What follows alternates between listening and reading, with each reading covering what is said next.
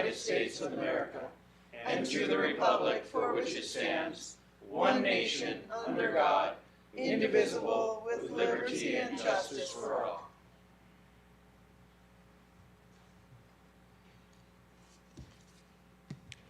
Heavenly Father, we come before you today in gratitude for our colleagues and for the opportunity to serve Gila County.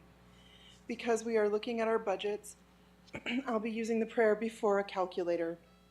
Lord, help us to remember that behind each number there is a face and precious life that is seeking our assistance. As our fingers spread over these numbers and symbols, we pray, may the burdens of poverty and illness be subtracted. May healing be added to health care. May the divisions among us be few, and may the grace of God be multiplied in all our endeavors. Amen. Amen. Thank you.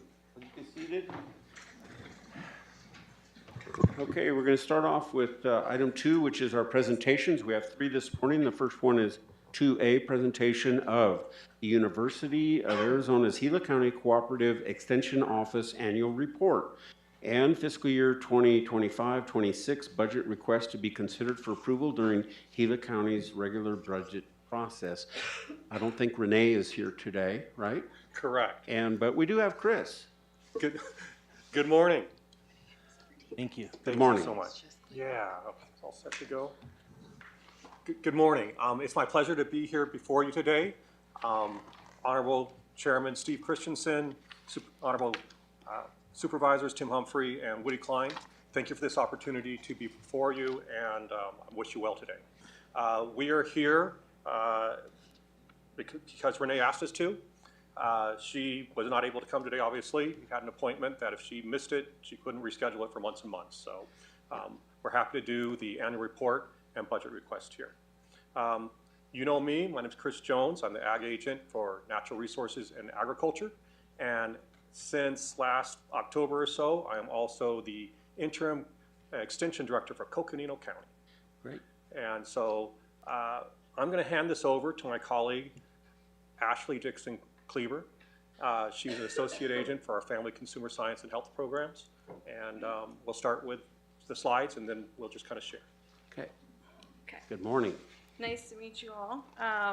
So I'm just going to go through a few different areas of programming that we have. First, I'm Family Consumer Health Science, so I'm Chris's counterpart, but instead of Ag and Natural Resources, I'm Family Consumer Science, and Renee is 4-H. So I'll go over this, and first I want to introduce a couple of our staff that work on Family Consumer Science. You guys want to introduce yourself? Okay. Hi, I'm Kate Gore. I am the instructional specialist that leads in some of the education for our community with Family Consumer Health Sciences. I teach Where Does Your Money Go? Building Financial Security, and Family Talks Money Edition.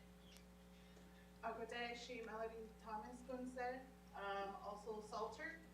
I'm from the San Carlos Apache Tribe, and I work closely with the San Carlos Apache Tribe under healthy lifestyles and Gowan early literacy. Gowan means at home, so I try to link the language with early literacy and work with children ages 0 to 5. Good job. Thanks. Thank you. Okay, so Family Consumer Science employs 8 Gila County residents, and those 8 Gila County residents served last year 350 vision screenings, over 350 hearing screenings for 0 to 5-year-olds. We also educated 22 parents on more tools for parenting. And like Kate said, she reached over 150 residents teaching financial literacy. So our reach is pretty far. And then we also utilize time to work with childcare providers and support them in health and wellness, as well as safety, to make a better environment for our youngest citizens here. And then let me go over the FERTEP program. Juan Arias is also our colleague that works in San Carlos. And so last year they did a lot of different kinds of programming for livestock, equine, as well as traditional food systems, which kind of incorporates gardening and proper distribution, as well as harvesting and the whole food system and kind of equating that back to the traditions. And last year, their 4-H and youth development program kind of flourished, and they reached a lot of kiddos through junior master gardener, welding, archery, and so on. So, and then as Melody said, we together, Juan and I, work on the GOA program, which is an early literacy program, and we reached 110 families in San Carlos last year with that program. Okay. So maybe the one that you're all most familiar with, 4-H. Last year, over 300, actually this year, we're reaching over 300, and so the number has already increased for youth enrolled. We've expanded the reach for 4-H for Northern and Central Gila, especially Young and Tonto Basin, getting a more robust program going. We would like to thank Supervisor Christensen, who assisted in expanding the shooting and archery sports in Northern Gila. And then I just want to say that 4-H would not be as successful as it is without all the volunteers that give their time and energy for the betterment of our youth. Okay, and then finally, Ag Days was a huge success this year. As it has been in the past, but it's a great opportunity for all of us to work together in our office, but also to work together with our amazing community partners. Yeah, so that's, I think, it. And I will pass it over to Chris for Ag and Natural Resources. All right. Well, this is my program. I do programs like the Master Gardener program in Forest Health. Have an active Master Gardener program in Payson. One thing I'd like to share that they're working on closely is taking care of the Payson Heritage Apple Tree Orchard. And our group went out there, grafted all those apple trees with heritage trees from community, from the old ranches and the homesteads, and now we're fighting the gophers. Yeah. So the gophers have taken out a few trees, we're replacing those, great support from Plant Fair Nursery to replace some of those trees, and we're going to try to merely make that the vision that they had, that one day be the park and just pick an apple from a tree. And a couple of things I'd like to share.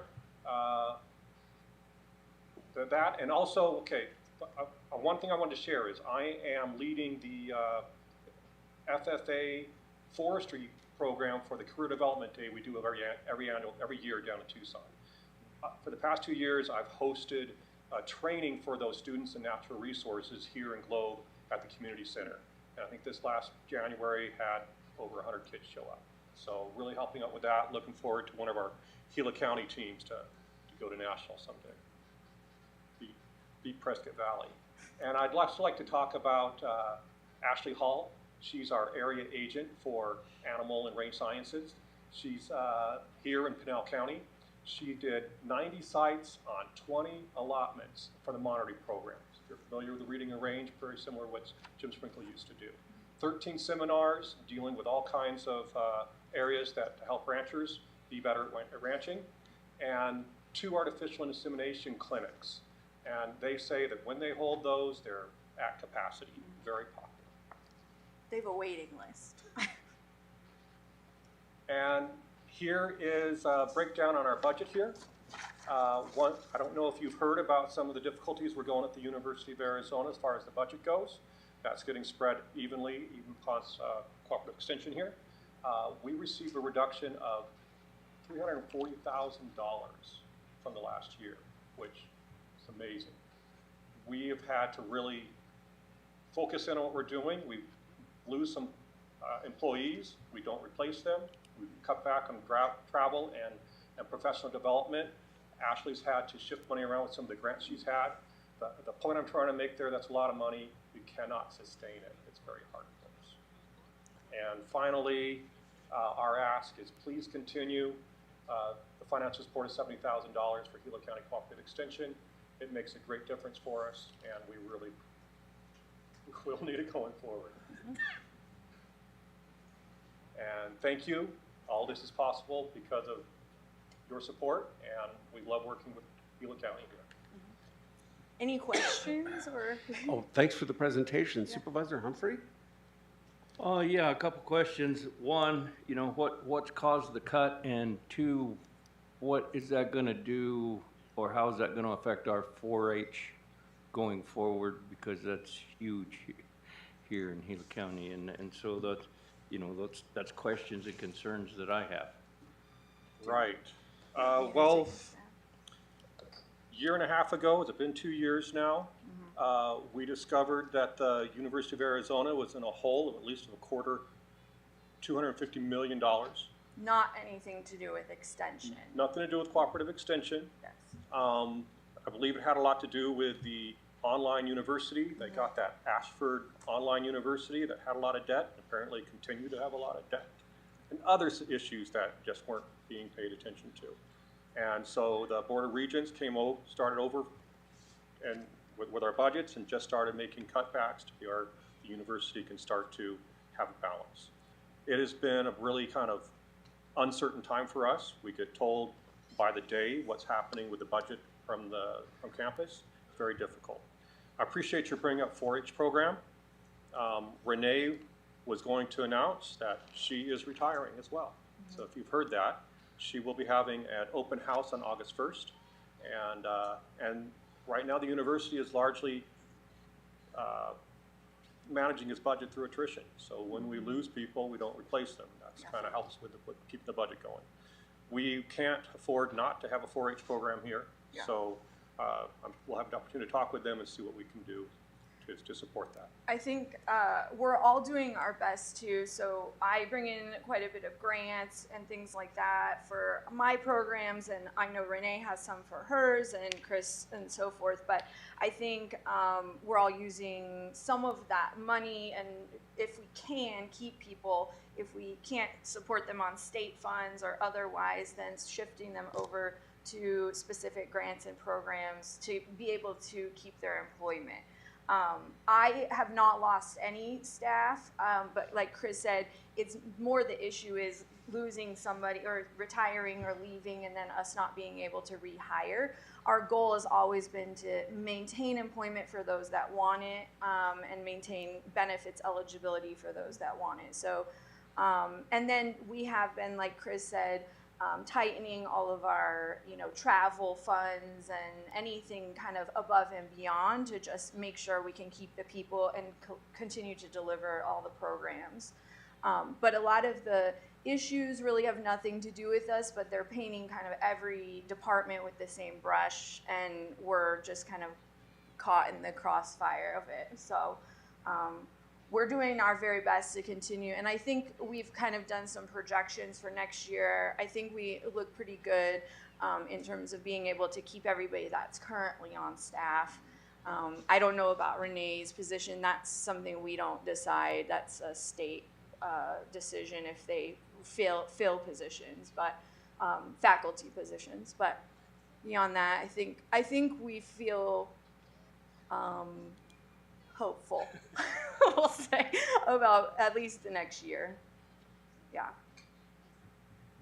Who could I reach out at a higher level to let them know the interest in 4-H and the concerns? And you don't have to give that to me, because there's a lot of people online and stuff, but I would like an email or some kind of identification to where I can reach out and let them know how important that program is. We will do that. Our state director, Ed Martin, will be the person to speak to, and I believe coordinating with our advisory board, Clark Richens has been our chair for many years. I know he's been advocating for us as well. Okay, yeah, if I can get that information from you, I'd appreciate it. Thank you. Thank you. Chair. Thank you. Supervisor Klein. Just thinking of that, and I appreciate Supervisor Humphrey stepping up there and do that. Honestly, I think needs to come from Gila County as a whole. The 4-H program that we have in Gila County, it has to stay in place. We need to keep it going. You can see the participants and the numbers and everything that's there for these folks, and that's something that I know for me is very near and dear to my heart, is to keep that going. So maybe there's a way, Mr. Minlove, we can draft something from the county as a whole that the chairman could sign that we support keeping our 4-H program. And not just an individual district. I mean, it's good if the individual districts give our input, but as a whole, we're a lot more stronger.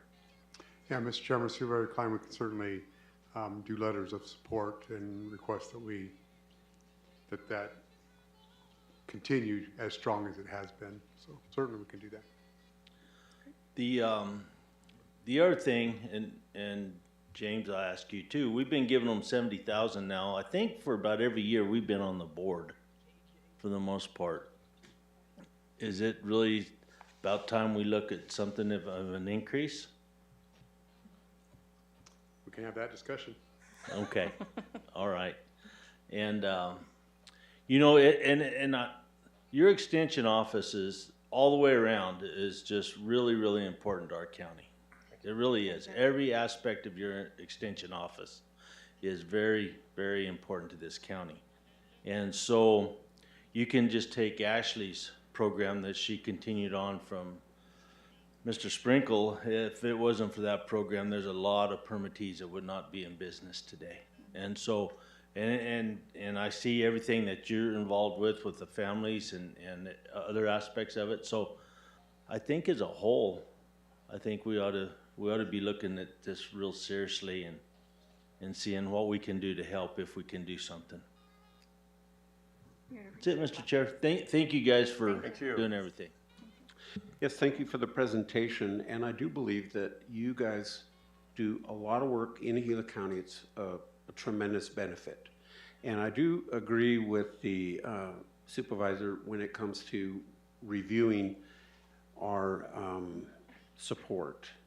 And Mr. Menlove, I know we're not a wealthy county, but perhaps we could show a gesture of more support as we draft this letter and show them that we're serious enough about it to increase our giving as a result. I would like to see that.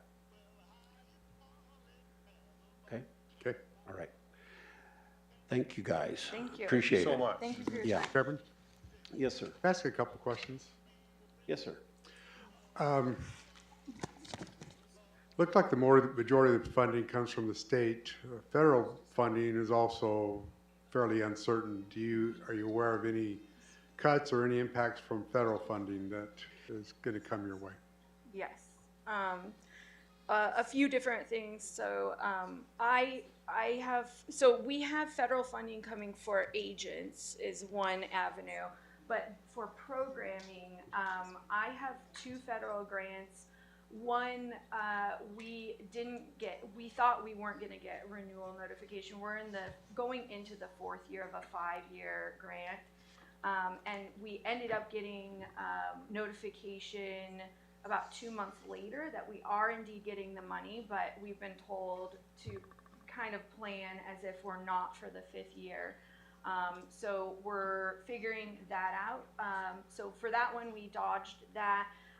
We also work under some funding that is funneled through the state that's federal for nutrition and physical activity in early childhood centers, and so that funding we are very uncertain of as well, because the current budget that is in the going through right now actually completely eliminates SNAP Ed, and so that would also impact a lot of our nutrition, physical activity programming here for youth as well as adults.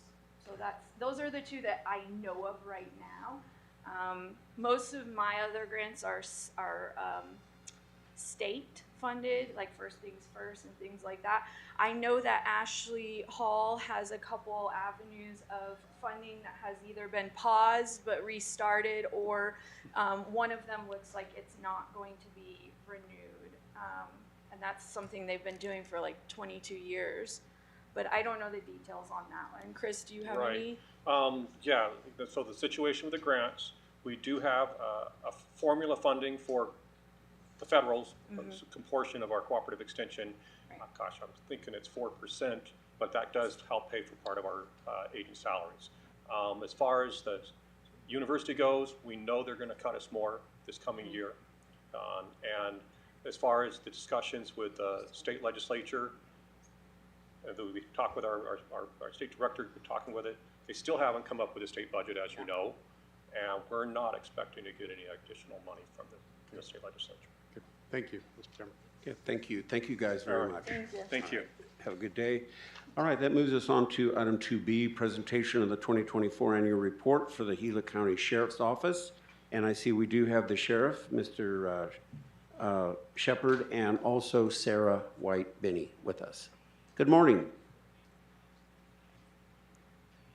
Good morning, Chairman, members of the board. We're happy to be here presenting our annual report. As always, I'm just going to kind of skim through it fastly for you. If you guys have any questions, please feel free to schedule a meeting with us or whatever you'd like. We want more in-depth stuff. First part is that's our values and mission statement and the organization, the command staff. The next page goes through our adopted budget, the budgeted positions we have, as well as our 2024 crime statistics. One thing that's to point out, as we move forward, we fully implemented the diverge reporting system through the FBI in 2024. So you're going to see those crime statistics are going to be more accurately reflected based on the criteria set forth by the FBI. So hopefully from this year moving forward, we're going to have those numbers will be reflected based on that reporting system. Then we have our I do have one typo on there that I will fix. Sorry about that. The assaults under the patrol incidents were not 775, they were 81. So we'll get that corrected and get that out. But you can see in the statistics, the total arrests for the sheriff's office last year were 2,415. We had 82 DUIs, 115 accidents. The guys wrote 1,163 citations, and then the patrol incidents number will change slightly with that correction. The Drug Being and Violent Crimes Task Force, their number there, you can see our seizures for drug and drug-related, the total street value there as well. They did 153 drug arrests. They did 126 non-drug arrests, 55 search warrants. They identified 45 gang members and 29 knock and talks. On the next page, we have our canines in service. We currently have 4 canines working. Herman, Rip, and Whiskey are on patrol, and Karma is in the jail. For administration, the administration office processed over 10,000 records. Detention had 2,213 bookings and 2,319 releases, as well as they drove 190,184 transport miles. In our communications unit, they answered just over 21,000 911 calls and over 20,000 admin calls. They had over 500,000 radio transmissions as well. Training, they patrolled did over 3,000 hours of training, and detention just over 2,000 hours. Our volunteer unit, they donated over 17,000 volunteer hours. We do that based on just a entry-level deputy salary. If we had to use those, they saved Gila County $797,000 and 325. You can tell by the numbers our volunteer programs are extremely busy and valuable to us. To end the report, we just have all of our contact information, our website, our Facebook, also all the community programs that we do, and we're encouraging anybody who wants to apply for a ride-along to come and see what our deputies do in Gila County. There's a link for that as well, and our anonymous tip reporting. So with that, I'll take any questions. Thank you, Sarah. Supervisor Humphrey. I have no questions. Supervisor Klein. Sarah and Sheriff, I thank you both for everything you do and all your deputies, everyone involved. It's a huge task, and I know you guys are doing well with it. So thank you so much. And I'll just comment that I saw a number on here that seems surprising to me, and that is that you had a seizures of fentanyl of 145,300,000 grams. That's a lot of drugs, and I think we can attribute a lot of that to the canine patrols, right? Yeah, our dogs from Whiskey, we always say he's the local celebrity up here because he's been working the road a little bit longer, but Rick isn't far behind him, so they're doing a phenomenal job on getting drugs off the street. Well, I appreciate everything you guys are doing, so stay safe. Thanks for the report. And I think that's all we're going to need to talk about on that one. So thank you. Have a great day. And our next item is going to be item 2C, information discussion regarding a potential one-year agreement between Gila County and the Gila County Educational Service Agency for $110,000 to continue adult education programs in Gila County for fiscal year 25-26. Good morning, Roy, Mr. Chair. how are you? Mr. Humphrey, Mr. Klein. As you know, over the last 8.5 years, I take a lot of pride in being able to fund my office and not have to come to you for help. You know, we run a very, I would say, lean ship, and we're very conscious of the money and where it goes and have clean audits, et cetera, et cetera. We did hit a snag in this. As you know, our adult education program operates on both ends of the county, north and south. It also operates, we expanded it so that it operates online. We have an online instructor, and we also have services in the Young Library and in the Miami Library and in the Hayden Winkleman Library. So it is a pretty robust and formidable program. Along with that, we also have the testing, and you're aware, I've told you before, there was no testing at all for a GED or high school equivalency in Globe prior to my taking office. We now have testing centers on both sides of the county, and also at the San Carlos Detention Center. We have a captive audience there, so we keep them in there to test. But as well, those testing centers we expanded to test, to do Pearson testing. So when somebody needs a nursing certificate or a teaching certificate or a principal certificate, they do come to our office, and they take their testing through the Pearson testing. And during the COVID, we had people coming from all over the western United States because testing centers all over the country were closed. We kept ours open. So we do a service for adult education in terms of high school diplomas, equivalency, GED, and also for our testing services. We also have instruction in ELL. So we provide services. I mean, I have a couple of individuals who have come from Ukraine, Vietnam, Germany, Japan, one with a PhD. And they come to us to get enough literacy in English to where they can function in the United States. And we have engineers, all kinds of people that come. Well, so that's the introduction to this.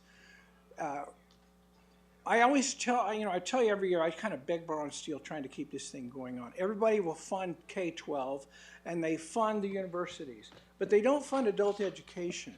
There's no mechanism of the kids show up or people show up and they're funded as they are there in terms of coming to learn. We do it through a grant through the Department of Education, and it's on its first of 4 years. It recurs every 4 years. And we use a little bit, some of the money comes from some other sources, and part of the money comes from the Secure Rural Schools, the SRS. The SRS this year, we had heard that it might be not as much, and we don't know how much we're going to get until May. So about May 1st, we got it in, and it was cut by 75%. So we got together and we said, how can we function? What can we move to other places? How can we move money around so that we can function?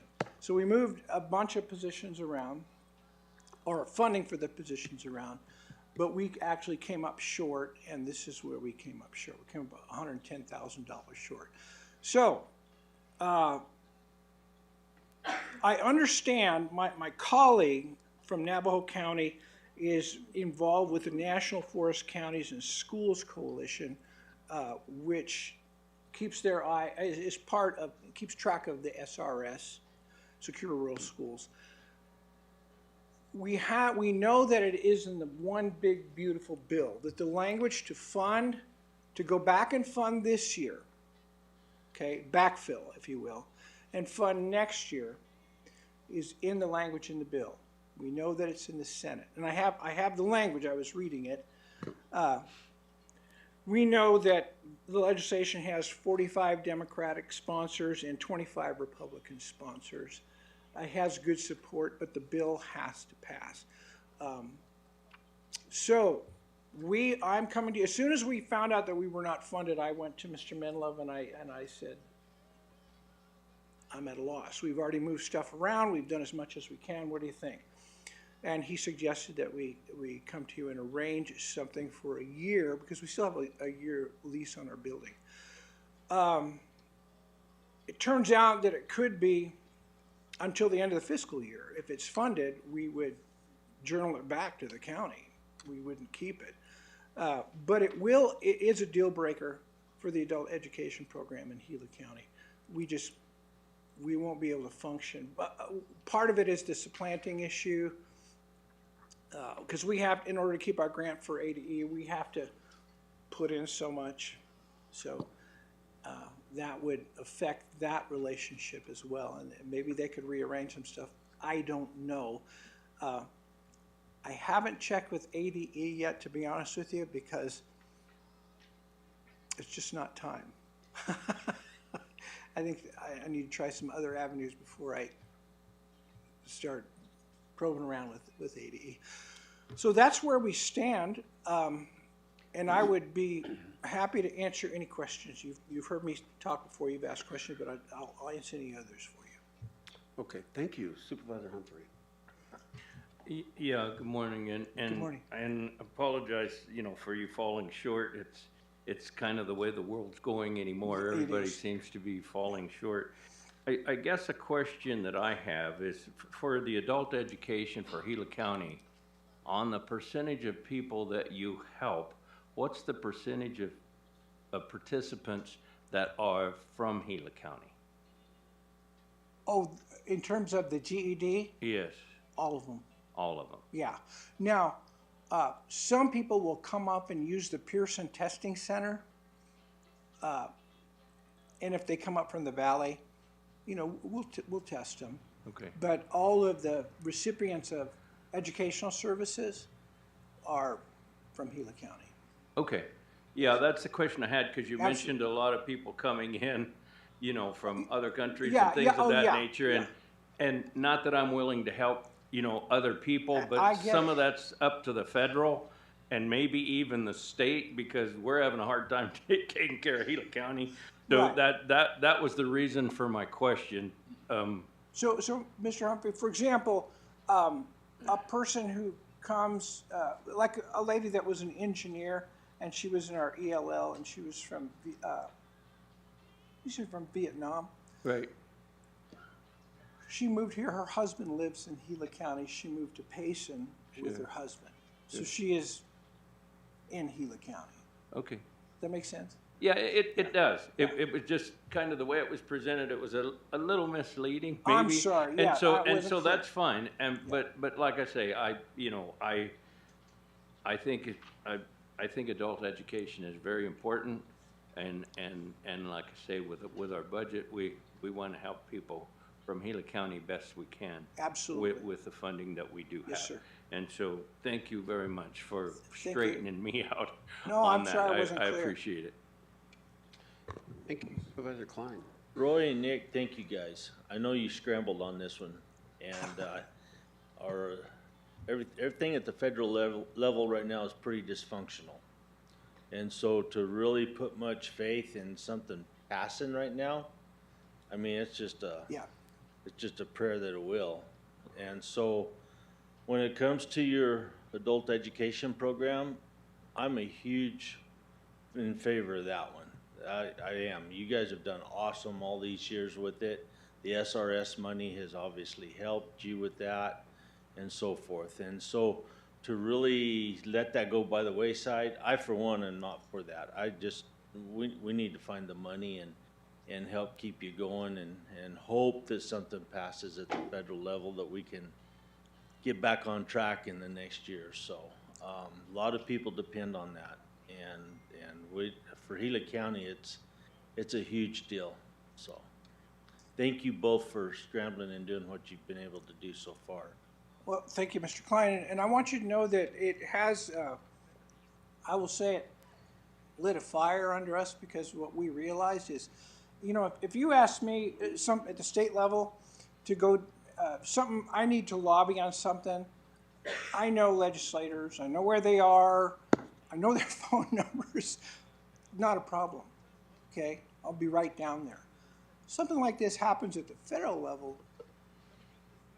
I'm like, where do I go? Who do I contact on this? Turns out my colleague, Sid Wyden, an Oregon Democrat, and Crapo, a Republican from Idaho, are two key people. But I think it is important for all of us, and I know you guys do, to really become familiar with what the structure is and who the potential champions are in the West.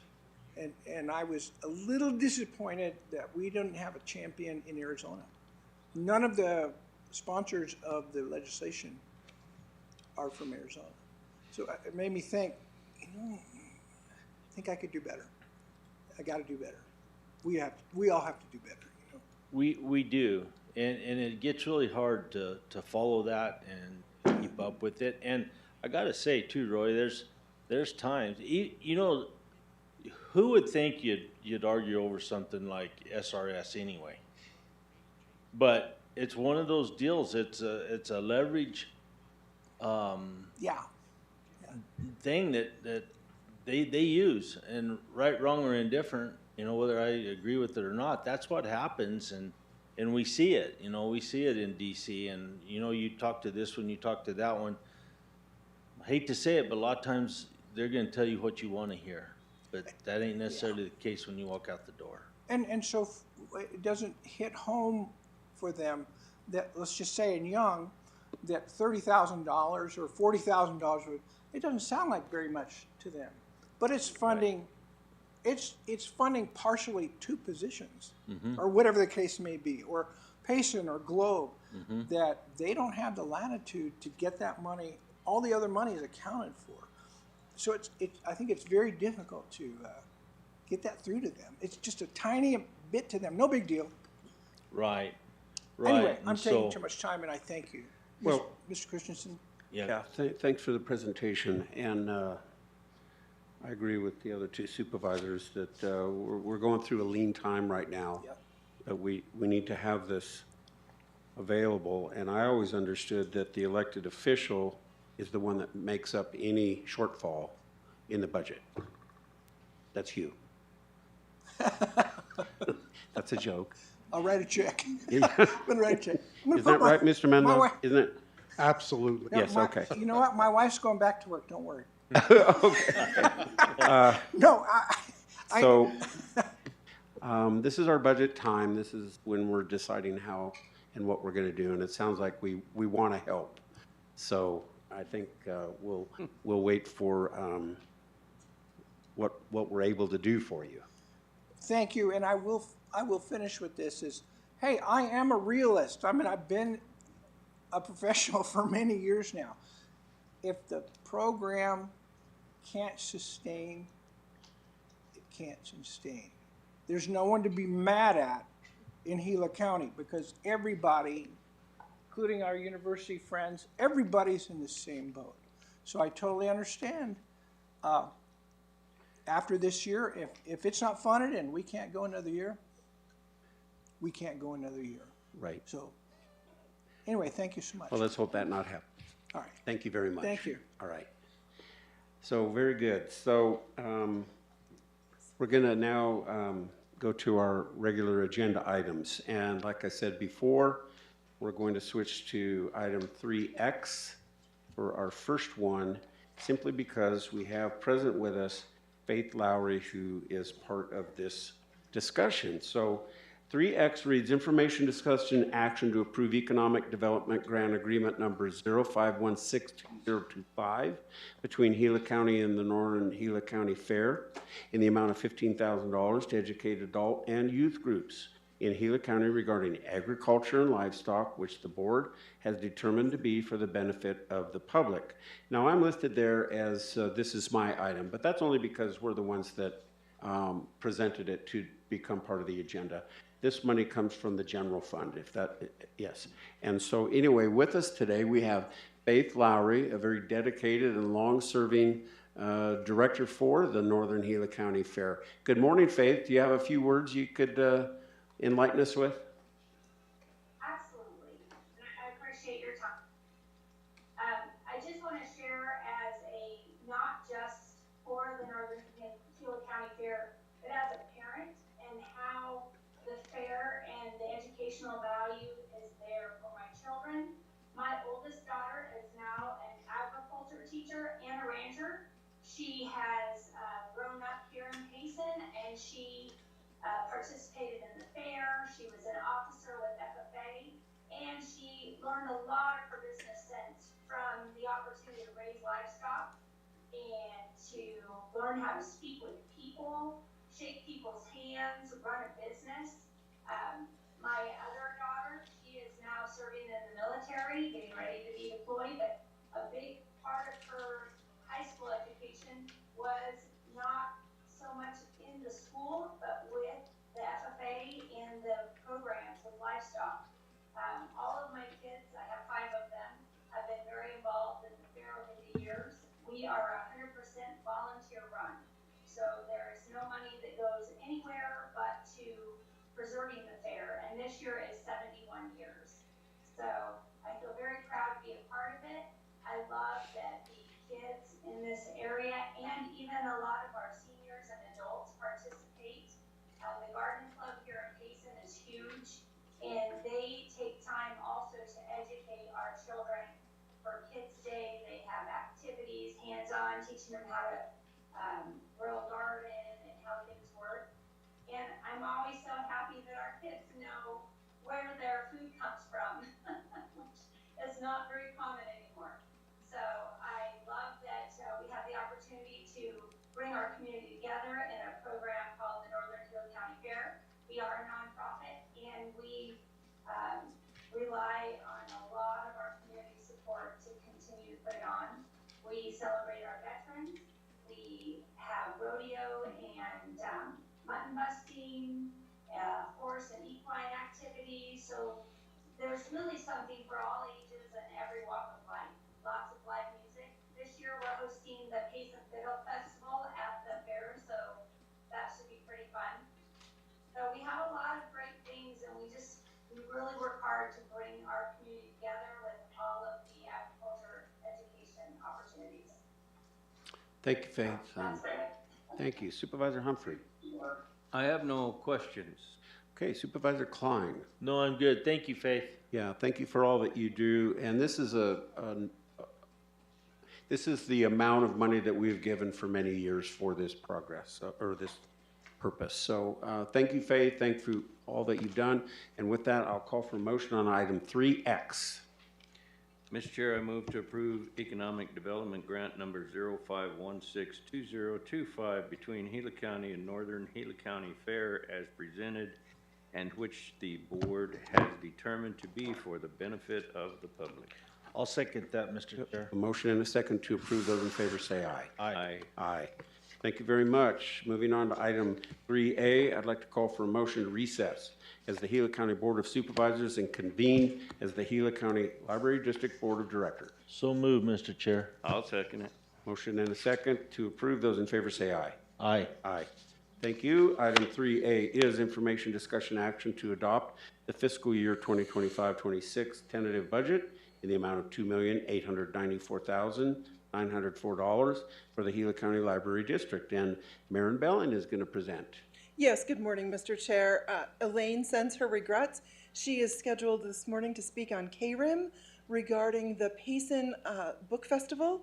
So we agreed to split the burden this way so that I would present, and she's on the radio talking to constituents this morning. Attached to this agenda item, as we bring annually, is a screen print of the budgeted expenditures for the library across its various funds. And then we also have a screenshot of the proposed property tax levy for the library. I'd be happy to answer any questions you have. Thank you, Maren. Supervisor Humphrey. I have no questions. And Supervisor Klein. I don't either. I'm good, thank you. I have no questions either, so with that, I'll call for a motion. Mr. Chair, I move to adopt the fiscal year 25-26 tentative budget in the amount of $2,894, no, that's $2,894,904 for the Gila County Library District. And I'll second that, Mr. Chair. Very good. Motion and a second to approve. Those in favor say aye. Aye. Aye. Aye. Thank you, Maren. Thank you. I will now call for a motion to adjourn as the Gila County Library District Board of Directors and convene as the Gila County Flood Control District Board of Directors. So moved, Mr. Chair. I'll second it. Motion and a second. Those in favor say aye. Aye. Aye. Aye. Item 3B, information, discussion, action to adopt FY 25-26 tentative budget in the amount of $737,503 for the Gila County Flood Control District. Again, Maren. Yes, thank you, Mr. Chair. The board annually adopts this budget, and also annually, in the history of the time I've been with Gila County, has chosen not to levy a tax for this district, but does annually state that the board has the option to, should they ever decide to. Happy to answer any questions you may have. Thank you. Supervisor Humphrey. No questions. Supervisor Klein.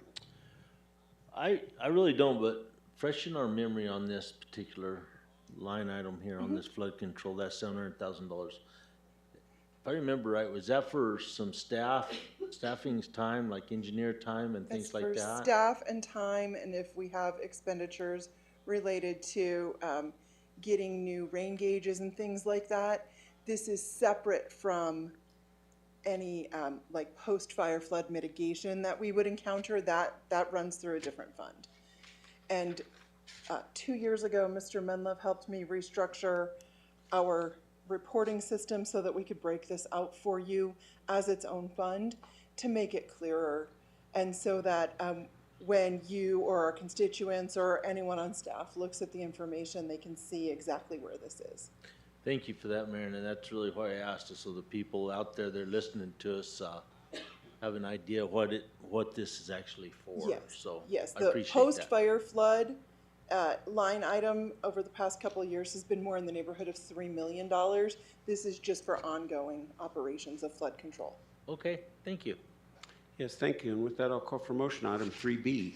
Mr. Chair, I move to adopt the fiscal year 25-26 tentative budget in the amount of $737,503 for the Gila County Flood Control District. And I'll second that, Mr. Chair. Motion and a second to approve. Those in favor say aye. Aye. Aye. Aye. Thank you. Thank you. I now call for motion to adjourn as the Gila County Flood Control District Board of Directors and convene as the Gila County Street Lighting Improvement District Board of Directors. So moved, Mr. Chair. Second it. Okay, motion and a second. Those in favor say aye. Aye. Aye. Aye. Item 3C, information, discussion, action to adopt the fiscal year 25-26 tentative budgets for the Gila County Street Lighting Improvement District as follows. The Pine Slid is $2,490. Apache Hill Slid is $4,023. The Upper Glendale Central Heights, $1,744. East Verde Park Slid is $5,250. Miami Gardens Slid would be $3,836. Midland Central Heights Slid, $19,859. And Claypool Lower Miami Slid, $29,815. Maren. Thank you, Mr. Chair. So that we can refresh the public's memory as well as any of our staff, this dollar amount is just to pay the APS bill for the streetlights in these lighting improvement districts. There is no administrative cost passed along to the constituents. It is just the tax dollars come in, we use them to pay the APS bill. Happy to answer any other questions you may have. Great. Supervisor Humphrey. So if we add streetlights, these numbers could change. I believe that it would depend on whether they were within these districts, right? Like it depends where you add the street light and if it increases the APS bill. Okay. Okay, Supervisor Klein. I'm good, thank you, Mayor. Yes, so Maren, how does this, I mean, are these are taxed revenues that come So- in? And do they actually meet the APS bill? Yes. Do they exceed it? And what if APS increases their rate? That's a really good question, Mr. Chair. So each year we get from the assessor's office the assessed value of the properties in each of these slids. And each of these slids has its own tax authority. When we're preparing the budget, we look at where we are year to date with the tax collection and the APS bill. We project what both of those are going to do. If it looks like we're going to come up short, we add an additional amount to next year's tax to cover that shortfall and then to ensure that we don't have a shortfall in the following year. If it looks like for some reason we're going to be over, or if the taxable value of the properties exceeds or increases faster than the APS bill increases, then the rate would come down. And attached to this agenda item, you can see the year-to-year comparison on those rates for each of the slids. And for example, Pine Slid is going up a little bit. East Verde Slid is coming down a little bit. Miami Gardens is going up a little bit. Apache Hills is going up. Upper Glendale is coming down a fractional cent. Midland City Central Heights is going up, and the Claypool Slid is also going up. That is primarily due to property values not keeping pace with the APS bills. I see. Okay, very good. That answers that. And so with that, I'll call for a motion. Mr. Chair, I move to adopt the fiscal year 25-26 tentative budget for the Gila County Street Lighting Improvement District as followed. Pine Slid, $2,490. Apache Hills Slid, $4,023. Upper Glendale Central Heights, $1,744. East Verde Park Slid, $5,250. Miami Gardens Slid, $3,836. Midland City, or Midland Central Heights Slid, $19,859. And Claypool Lower Miami Slid, $29,815. And I will second that, Mr. Chair. Okay, we have a motion and a second to approve. Those in favor say aye. Aye. Aye. Thank you, Maren. We got one more for you. 3D, information discussion action to adopt FY 25-26 Gila County tentative budget in the amount of $158,293. Oh no, that's million. Yes, I'm sorry. It's $158,297,158. Authorize the publication of the summary budget. I think we got to adjourn the Yeah, district. lighting district. Oh, you're right. Thank you for that. God, I was doing so good. I would like to call for a motion to adjourn as the Board of Directors of the Gila County Street Lighting Improvement District and reconvene as the Gila County Board of Supervisors. So moved, Mr. Chair. I'll second it. Thank you. All those in favor say aye. Aye. Not the PDF? Aye. Oh, okay. Okay, now we're back to being the Board of Supervisors. 3D, information discussion action to adopt the 25-26 tentative budget for Gila County in the amount of $158,297,158, authorize the publication of the summary budget and set the public hearing for July 22nd, 25 to adopt the final fiscal year 2025-2026 Gila County budget. Mayor. Thank you, Mr. Chair. Good morning, Chairman Christensen, Supervisor Humphrey, Supervisor Klein. I've taken my watch off so that I can keep track of how much of your time I am taking up this morning. And I just discovered that while the laser pointer works, it does not work on our screens. So I will trust you to follow along. Okay. As you know, there are numerous pressures on Gila County's budget this year. It is no mystery that things are tenuous at the state and federal level. We have done our absolute best to take every possible contingency into consideration, which is why this year compared to last year, we have an $11.5 million increase in our budgeted ask to you. You can see that on Schedule A. Before I get to that, I do want to remind both the board and staff and our constituents who are listening or who may listen to this recording in the future that we took 5 guiding principles into account while preparing this budget. The key overriding principle that we always take into consideration is maintaining our property tax rate at 4.19. We have done that this year. It only gives us an additional $314,000 in revenue. So when you hear, for example, from the University of Arizona Cooperative Extension that their budget got cut by $340,000, right? That's all the extra we have in the general fund this whole year. So that is a painful number. Usually it's much higher than that. The second consideration we took into account was making sure we had a balanced budget that includes being mindful of the Economic Estimates Commission expenditure limit, which only went up $1,450,000 this year. Our third key principle is infrastructure maintenance. The fourth key principle is staffing. And then your fifth key principle is reserves. As you know, with the pressures that are on us from state and federal resources, having reserves is important. Maintaining them for future economic stability is equally important.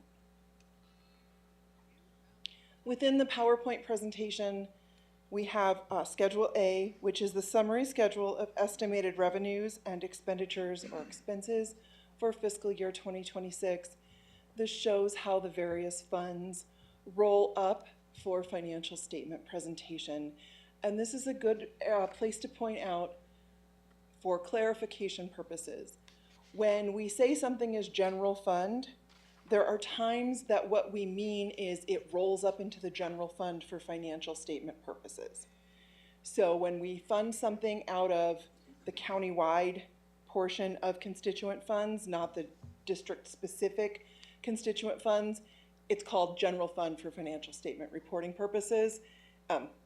That's in case the auditor goes back and listens to this audio and wants clarification on what we meant by that. So we prepare this schedule every year, and this is where we show in the bottom right-hand corner there, and where the laser pointer would really come in handy, that we have in this $158,297,158, we have made sure that for 2026 you will be within the Economic Estimates Commission expenditure limitation of $53,043,334. On the next slide, You've seen this before. It was attached to the SLIDs, the libraries, and the flood control district. This is our 2026 proposed tax levy and tax rate information. This information will be in the Pace and Roundup. The clerk's office has been super, super supportive in making sure that we hit all of our deadlines and get things done timely. So our truth and taxation notices are ready to go. We've sent them to the clerk's office, this time with all the correct information. And they reflect this information, which includes, as stated before, $314,000 more in primary property tax. And then the increase in your library district tax, which would remain, the rate will remain flat. They have just over $18,000 in additional tax because of the way the assessments worked out this year.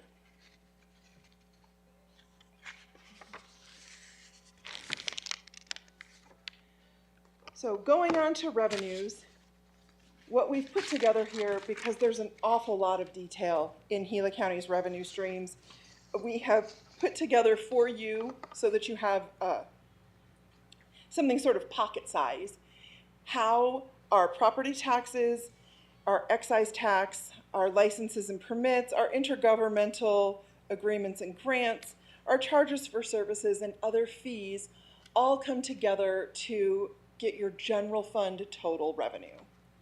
And as you can see there, 54% of the general fund revenue comes from property taxes. Beyond the general fund, this also includes general fund. So when we look at all revenues, the general fund makes up 50% of your overall revenue budget on the next slide. Public Works makes up 9%.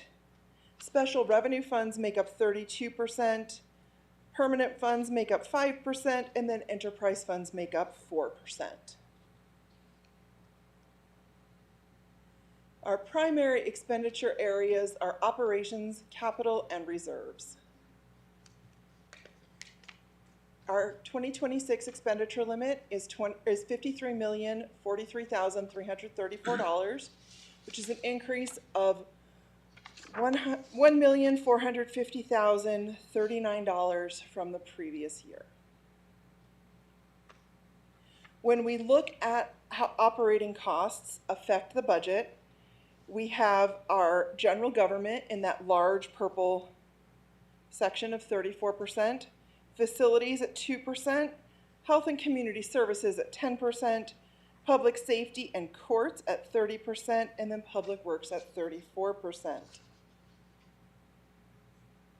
At the national and international discussion level for budgeting, there has been a trend called priority-based budgeting.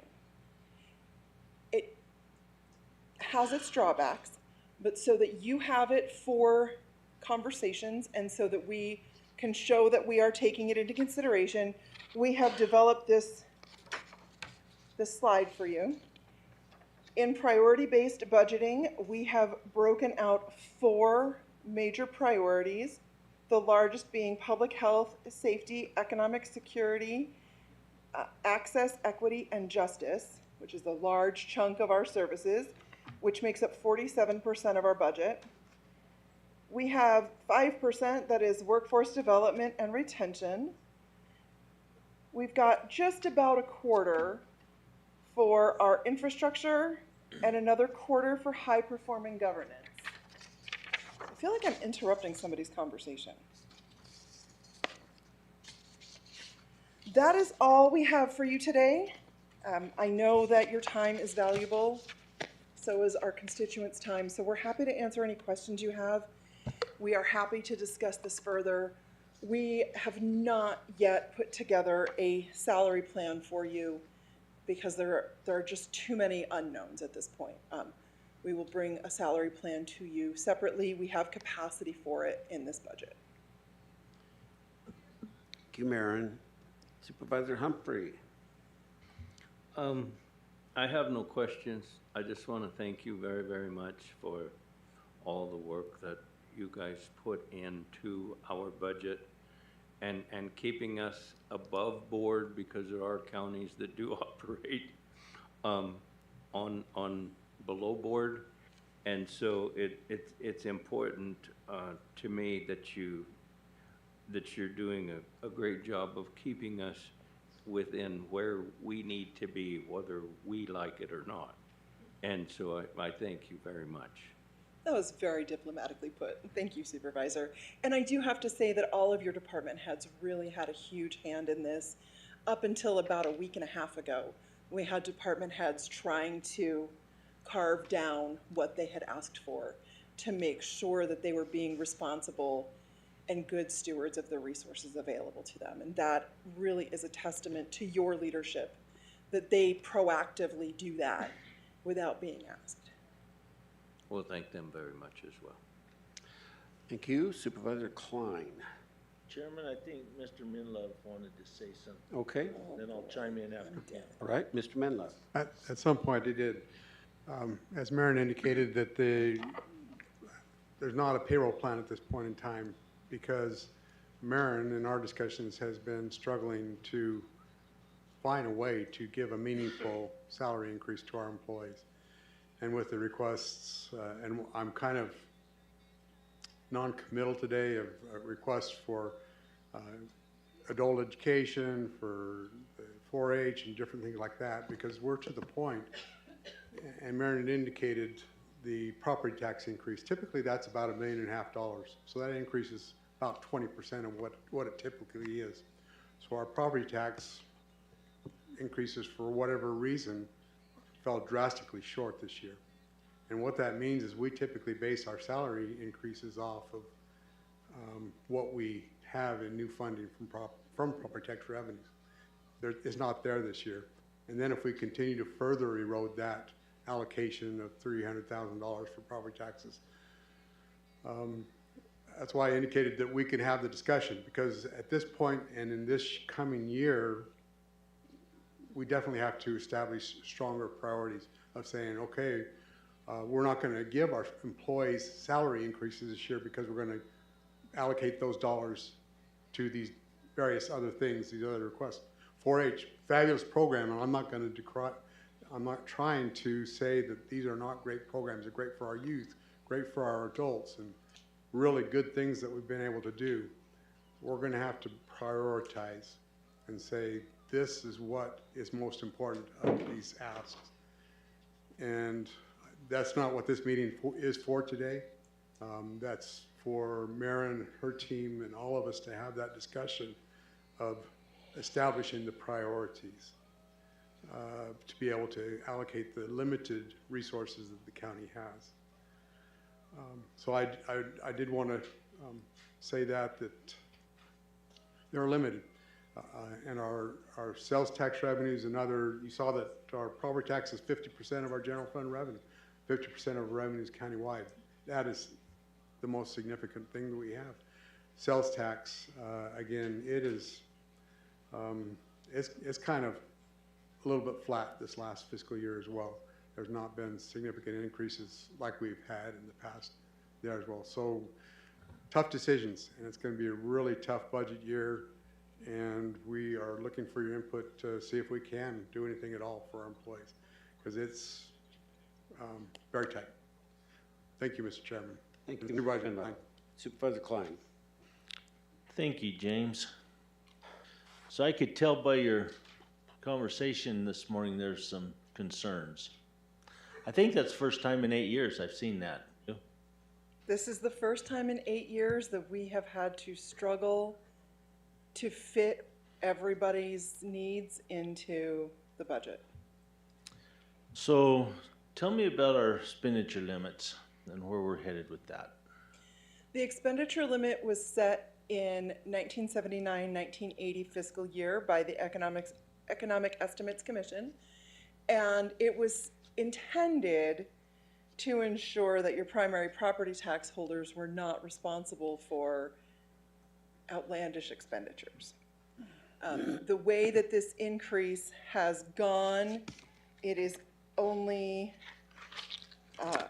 compared to last year, it is about $1.5 million more, whereas your budget has grown by $11.5 million. So it's keeping right? It's about 10% of your increase. So as we build the budget, we evaluate the expenditures to see whether they are within the expenditure limit rules, meaning that the expenditure limit applies to them, or if they don't.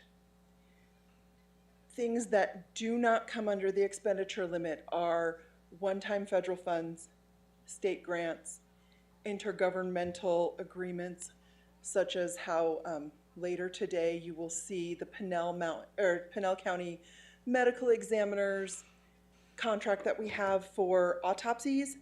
That amount is excluded. In the last couple years, the Auditor General's office has made some decisions that have adversely affected our expenditure limit. Key among them being the opioid settlement for the One Arizona funding. That is not excludable, and it's going to be about $1 million in the next fiscal year. The other thing that they have determined is that while in the past we were able to take all the expenditures for the half-cent excise tax and exclude them, now they are only allowing us to exclude specific capital expenditures for the building of roads, not the maintenance of them. So all of a sudden, chip seal falls under your expenditure limit. That made about a $3.5 million difference the first year that they implemented it, and they implemented it after we had gone through that year's budget. So those two things give you a shift of about $4.5 million that used to be excludable or would be excludable but isn't, according to the Auditor General's decisions. The other thing that we're encountering in 2026 as we go into 2027 is that December 31st of 2026 will be the end of all the federal COVID money. ARPA and LATCF will no longer be able to be expended after that. Those funds are excludable from your expenditure limit because they're federal funds. So basically everything we do with general fund is affected by the expenditure limit. And that is something that we take into consideration very seriously. I have driven poor Mr. Menlove absolutely crazy every time we've been at a conference or in the truck, and I've been like, well, what about this, and what about that, and what about the other thing? To the point that I proposed to Mr. Menlove, and because he's a gentleman, he didn't laugh at me. I proposed that we pay extra on our bonds, because the bond money is excludable, right? If I pay $1 million toward the bond, I can take it off the bottom of the expenditure limit, and that would free up capacity somewhere else. So that's one of the harebrained schemes that is built into this, just in case. That if we need capacity, or if PSPRS underperforms and all of a sudden we have to fund that, because that's not excludable either, that we have that capacity built in. It's been a wild ride. So it's hard for a lot of people to understand what you just said. Yeah, I realized that as I was saying it, and somebody should have opened the floor and let me fall through. No, but I'm glad you gave that spiel, Marion, because it's going to catch us sooner than later, is basically what you're saying. And so, you know, as Gila County and all of our years of being on this board and stuff, we've forged ahead with a lot of projects, a lot of accomplishments. We've spent a lot of money, and we have yet to raise property taxes. And that's something I am very serious about not ever doing a long time in this chair. So I would think somewhere after this budget is set in place and whatnot for our next budget season, we probably have to have those discussions, Mr. James, about, you know, where are we going to pull up the drawstrings here, and what are we going to do to tighten up our belts to do this or that. So thank you both for the amount of work you've done on everything, and we'll get through this one. We'll make it through this one, but the next one could be a lot tougher, the way I look at it. Yeah, So, which is why we're being maudlin today so that it's not shocking next year. Yeah, let's hope we can cushion that shock. So, but again, thank you both and your staff and everybody that's worked on this. I truly appreciate all that. So, thank you, Marion. Yes, thank you, Marion. I have a couple of questions. So, Sure. just to be clear, so this is kind of for everyone listening. If the budget is 158 million roughly, that doesn't mean we're going to be spending that much. It's just the preparation in case we need to spend that much. Absolutely. That's a really good question, Mr. Chair, and actually it's probably something I should build into our presentation. For budget purposes, we budget for every possible dollar. Okay. As both a revenue and an expense. We also have to budget like we're going to spend all of our reserves. We would not do that, but we have to budget that way. That way you have the authority to move forward with operating the county in a way that makes sense for the county's needs. My next question is approximately how much reserves do we have? Right now you have $15 million. Okay, and so that is budgeted to spend, but it is reserved money that's not reflected in our income statements and all this that you've presented. It's budgeted as reserve and reserve. So we know it's there and we're saying we're going to keep it in reserve. Now, as part of that figure, the reserve number, is part of that the Pleasant Valley $3 million? No, sir. That's designated funds. Okay. Those are different, and those, because they were given to us for a specific purpose, those are held aside for that specific purpose. Similarly, the remaining balance in ARPA and LATCF, while they are fund specific, they are not a portion of your $15 million reserve. Okay, and so also the 4.19% that we charge on property taxes is generating, if I understand the figures you've given us, yes, somewhere in the $27 million range, not counting the secondary property taxes. So in 2025, so if you look, I can go back to that slide that way. I don't think I can zoom it in, but this way the public can see where we're looking, and they should be able to zoom in on their computers. Okay, so the first column here on the left, line 3A, primary property taxes for fiscal year 2025 was $27,881,571. For 2026, that amount with the same 4.19 is $28,195,617. And the difference being the $314,000. Yes, sir. Okay, and so that's how much we're collecting in property taxes, and our budget is $158 million. Yes. I think that's a distinction people should see, that we're making up the difference with grants and other avenues of revenue that's what makes it tough. And so for any consideration of increase for the property tax, in order to make a significant difference in the budget, would have to be a significant increase in the 4.19% to even reflect in a minor way toward the 158 million. And you would also, it would fall within the expenditure limit requirements. It wouldn't, right, so you wouldn't get more room in your expenditure limit, even if property tax were to go up. Okay. I don't know how clear it is on the computer screen, but if you look at the same slide in your slide deck that I believe that you have printed in your binders, we do show at the top the maximum allowable primary property tax levy, and you'll note there that that's actually decreased from last year. Right. And the difference being, and if we went to maximum property tax, that's what you're saying, which is what, 8% or 7 something, or? Yeah, it's that we would only increase our budget by, or only increase our revenue 15 million or less. Yes. Yeah. So and it's not even that much money.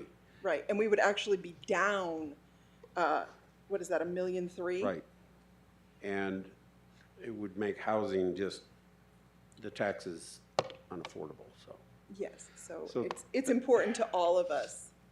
And you all expressed that in January and February when we first met. Right. And I want to make sure your constituents know this. The first thing each of the three of you said when we sat down to talk about the budget, because we have to meet separately, right, because you're open meeting law, each one of the three of you said, property taxes are staying at $419. Right. That, no questions asked, that was the first instruction, which is why it's the first priority that we list here. It's super important that our constituents be aware that that is the #1 guiding principle that we take into consideration in this development. So we need more building, more houses, more taxable properties. That would help, wouldn't it?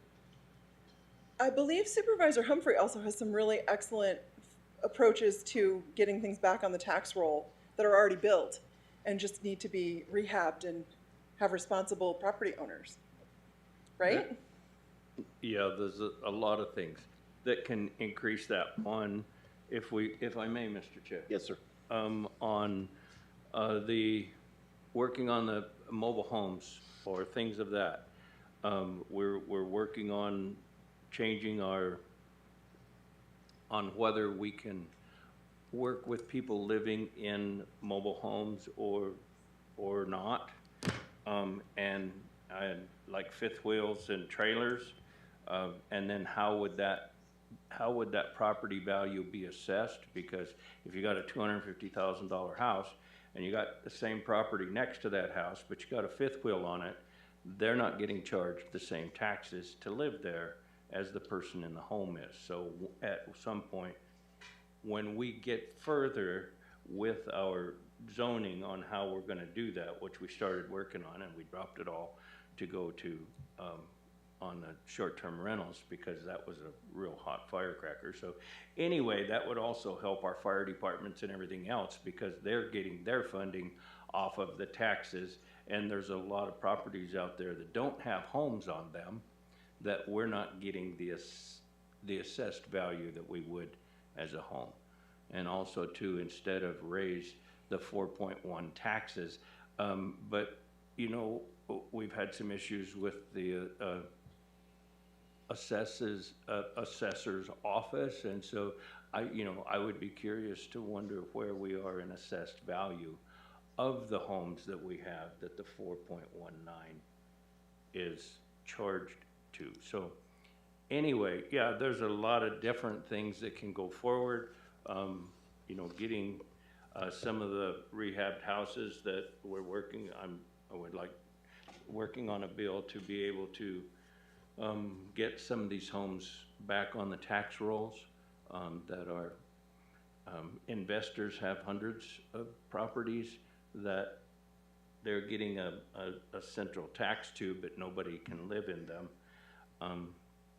And so if we could make them more responsible for the properties that they are holding as a investor, to make them responsible for the properties. So yeah, there's a lot of things we can do to work on to help the value of properties and what properties that we have in Gila County. But it's a step at a time, and it's a long process. But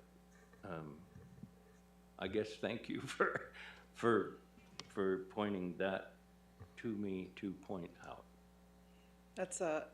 It's one of those opportunities that we can all collaborate to move forward and strengthen our economic base. Sure. Mr. Menlo. Mr. Chairman, thank you, Supervisor Humphrey. It's all important and critical for us to do that. Did want to point out that you as a Board of Supervisors, how conservative you've been through the years.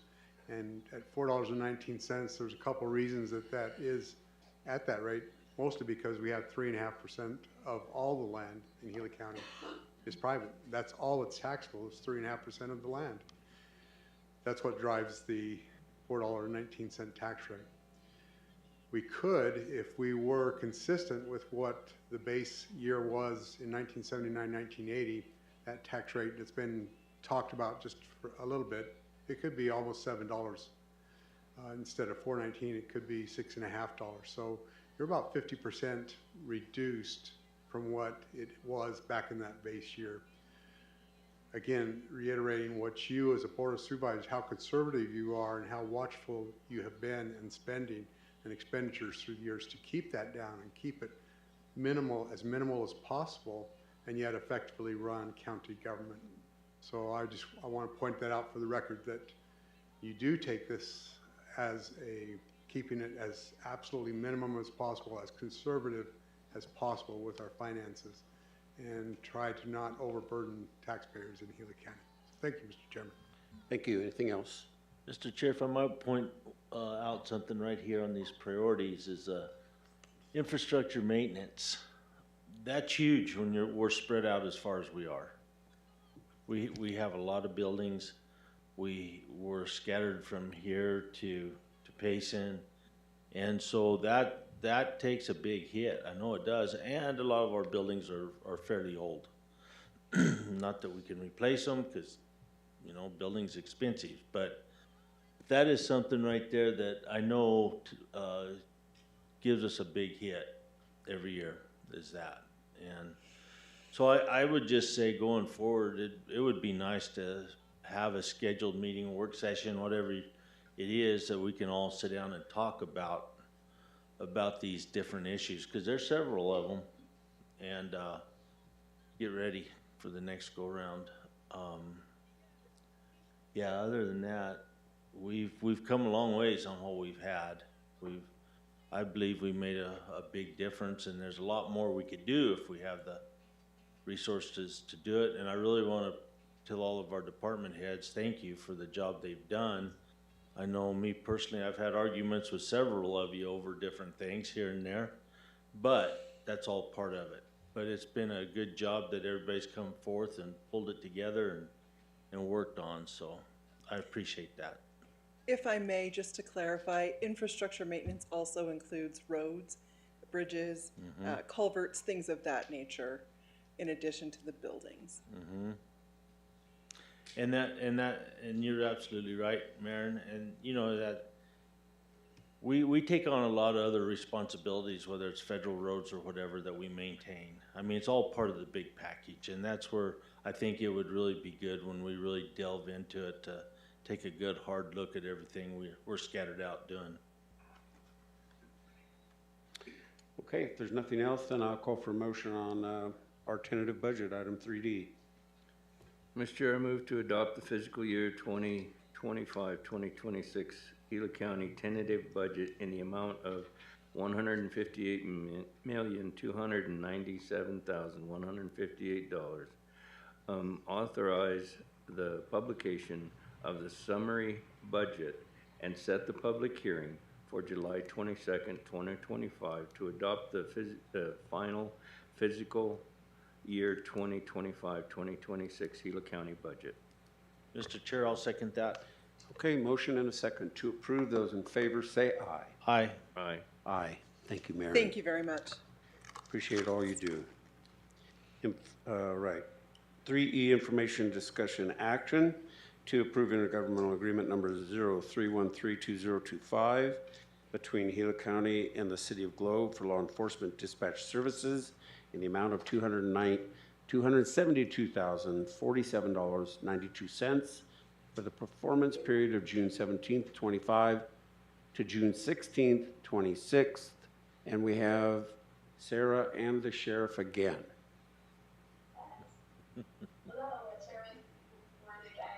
Thanks for your patience. This is an IGA. On behalf of the City of Globe, we provide dispatching services to the City of Globe Police Department as well as the Fire Department. So this is to extend that agreement for 1 year. With that, I'll take any questions. Thank you, Sarah.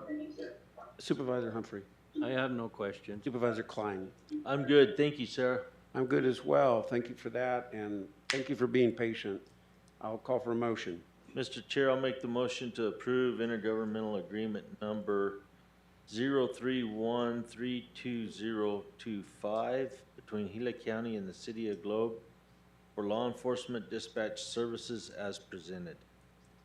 Mr. Chair, I'll second that. A motion and a second to approve. Those in favor say aye. Aye. Aye. Aye. Thank you, guys. All right, next item is 3F.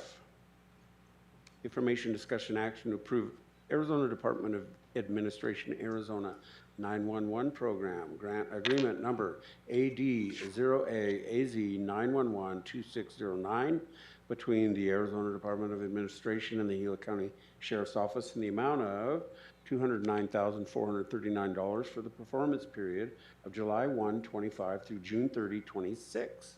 Good morning. Good morning, Mr. Chair, members of the board. This year's grant was submitted on behalf of the Gila County Sheriff's Office and the Payson Police Department PSAPs. And the basic grant was for operational funding for the two ECCs, or Emergency Communication Centers, at $162.78, which covers the ESI net for public safety communications and the in-house equipment, the computers that we use to answer 911 phone calls. We also submitted 3 projects, 2 for Gila County and 1 for Payson PD. The grant was approved mid-May, and the only project that was approved was for Payson PD, and essentially that was a renewal of the grant that they, or the award that they got last year for a recorder. They were unable to complete their project, and so they just moved that money from last year to this year. So in the end, we have our operational funding, the project for Payson PD, and then the administrative costs, which come to $209,439. And with that, I'll take any questions. Thank you, Ms. Williams. Supervisor Humphrey. I have no questions other than thank you for running that program. That's got to be difficult to take those 911 calls. I guess part of it would be rewarding for being able to help, but it would be difficult to be the one that's there to help. It's rewarding for me to be able to help these dispatchers. I've never been a dispatcher, and I honestly think this is one of the hardest jobs, aside from being a police officer, a deputy, or a surgeon. But Right. honestly, this is one of the hardest jobs I think I've ever seen in my life.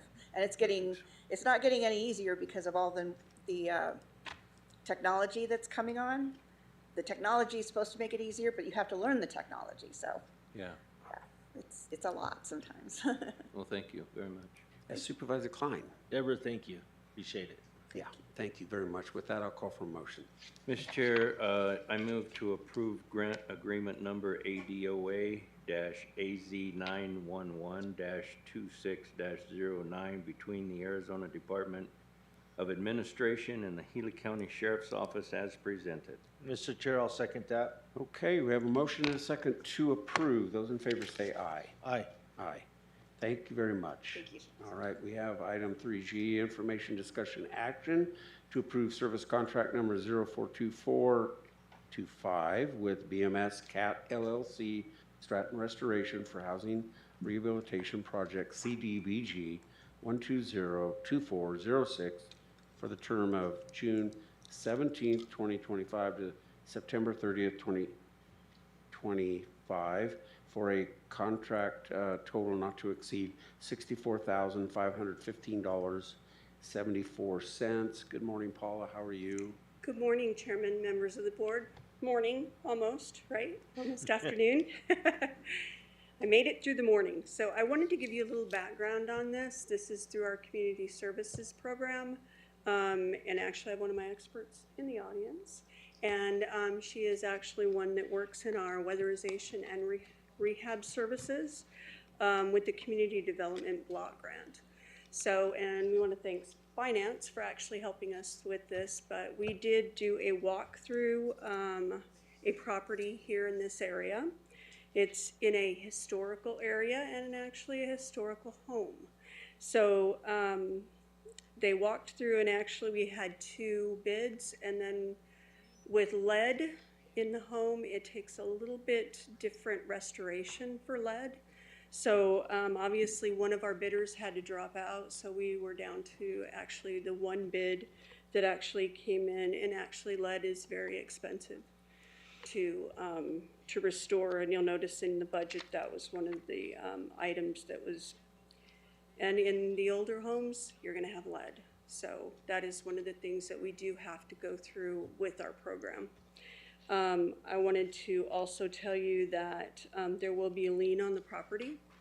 The home is located in an area that around $195,000 is what the homes go for. So just to give you a little background of, so when you're looking at the property values, that's why this bid is going to be a lien for 15 years on the property. So I'll answer any questions that you might have, or Carrie Nowaki might answer any questions you have, because she is actually our expert. Okay, let's find out. Thank you, Paula. right. Supervisor Humphrey. Thank you. Okay, this is to do a restoration of a home? Yes. Okay, Yes. and the stipulations for that much money to go into that home is they have to own the home for 10 years? Yes, sir. They do have to, they actually have to meet income eligibility. Right. They have to actually have the assessments done. They have to, and the lien will be for 15 years. However, in the event that the property owner does sell, there is a scale that would be where we would actually be paid back at a fee. There's a fee scale for a lien. So Okay, that's- yeah, thank you. You're welcome. In my contractor days, I used to work on some of these homes, so it's important for the people to know that we're just not giving people Right. that money to restore their home, and there you go, good luck, sell it tomorrow and have fun. So, Right. yeah, Thank you very I much. just wanted that to be out to the public. And that so- if they do sell or something happens where actually it's given to family members, the lien is still upheld. Thank So you very much for sharing that. Supervisor Klein. Paula, thank you. I'm good. Yeah, I'm good too. So why don't we call for a motion? Mr. Chair, I'll make the motion to approve service contract number 042425 with BMS CAT LLC Stratton Restoration for Housing Rehabilitation Project CDBG 120-24-06 as presented. Mr. Chair, I'll second that. A motion and a second to approve. Those in favor say aye. Aye. Aye. Thank you. Paula, I notice you have another one here. So how upsetting would it be to move up this item, which is item 3K? Okay, all right. Well, we want to keep you all happy over there, so.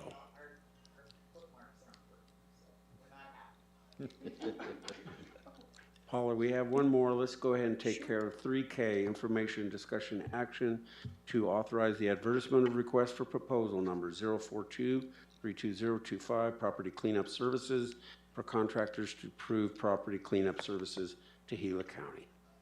Okay, thank you, Chairman, members of the board, for moving that up and actually giving me an opportunity to discuss this, which is one of the things you were discussing earlier, is kind of doing some cleanups, some property cleanups.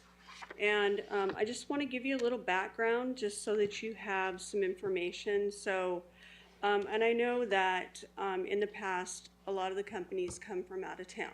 So I wanted to just give you a little information regarding that. So there are 3 companies, and of those 3 companies, there is about, they hire local workers when they get here. So that is, and they actually want them to work from this area. So the companies come in and they will hire workers from this area. So that's great. We've done 17 property cleanups this year, and I know that you've all seen pictures of that. They're pretty proud of it, and we wanted to make sure that we were able to continue this property cleanup at the rate that you were requesting. So we actually are doing this to advertise bids, which we can actually get, and we can actually streamline this process so that we can actually do the property cleanups maybe a little bit faster than with multiple contractors in place already. so that it'll be an easier process for our staff to actually go through and get the cleanups done and the companies paid, because that's important. Because one of the things that happens is we hold up their money line if we don't get everything processed quickly. So, and I did want to let you know that in July, we have a local contractor that is very, very interested and will be doing one of our cleanups. So we are excited about that. We have been asking local contractors, please come on board. There are a lot of eligibility requirements and things. Some of them don't have that, and the property cleanups do not. We're just looking at the bids to see that it's affordable and that they can do the job correctly. So I'll answer any other questions you have about the property cleanup. It's a little different than community services. This falls under environmental health, and obviously we have community development that helps us out with this. So if you have any questions, myself or Randy or anyone could, or Michael could answer. Okay, thank you, Paula. Supervisor Humphrey? I have no questions other than thank you for cleaning up those homes. Some of them have been needed to be done for a long time. And so thank you very much for working that, and the staff and everybody that has worked on this program a lot, and Mr. Minlove for helping us with some funding to work on some of these homes, and also being that they don't have to be BPI certified. Appreciate you working with local contractors to do the projects on some of these. So I thank the whole program very, very much for helping with the blighted project. So thank you. Thank you. Supervisor Klein? I'm good, Paula. Thanks for what you guys are doing. Thank you. I'll call for motion on item 3K. Mr. Chair, I move to authorize the advertisement of request of proposal number 04232025, property cleanup services as presented. Mr. Chair, I'll second that. Motion and a second to approve. Those in favor say aye. Aye. Aye. Aye. Thank you. Thank you so much. Yeah, thank you. And our next item is 3H, information discussion action to approve an IGA number 311251 with the Town of Hayden for Justice Court case management of the town's criminal, misdemeanor, and criminal traffic case filings and terminations for the period of January 125 to December 31, 28. Attorney Albo, how are you? Fine. Good morning, Mr. Chairman, members of the board. Last fall, I began working with the court administration in the different municipalities following the complete rewrite of the IGA for court services with the City of Globe. And based on that, we've continued to modify these so that they are uniform across all of the municipalities in Gila County, and they know what to expect, and that the county is getting reimbursed for the actual expenditures made on behalf of those municipalities as they operate their courts, and the county gets the revenue from the fines that are collected when collected in those municipal courts. But they're now all uniform. With the Hayden and Winkleman courts being the last to come on board. Okay, thank you. Supervisor Humphrey? No questions. Supervisor Klein? Joe, thank you for doing this. That's a big help. Yep, thank you, and I have no questions. Call for motion, 3H. Mr. Chair, I'll make the motion to approve intergovernmental agreement number 311251 with the Town of Hayden as presented. Mr. Chair, I'll second that. Motion and a second to approve. Those in favor say aye. Aye. Aye. Aye. Item 3I, information, discussion, action to approve intergovernmental agreement number 08112024 with the Town of Hayden for the building review and inspection and zoning review and inspection services effective June 17, 25 through June 16, 26.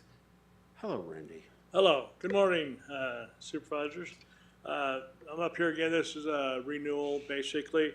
Town of Hayden does not have building reviewers, inspectors, or zoning inspectors on staff, and apply with state statute, the town ordinance regarding fire, health, life safety. The town requires technical assistance in the area of building review, zoning review, inspections Gila County Community Development has those requirements. And this is just another IGA. The last one expired. So this is a new one starting today through the end of June 16th of next year. If you have any questions, I'll be more than happy to answer. Thank you, Randy. Supervisor Humphrey. Thank you for being willing to do this and help them with the life safety in their buildings. Supervisor Klein. Yep. Thank you. That's all I have too, and so I'll call for a motion. Mr. Chair, I move to approve intergovernmental agreement number 08112024 with the town of Hayden as presented. Mr. Chair, I'll second that. Okay, motion and a second to approve. Those in favor say aye. Aye. Aye. Thank you, Randy.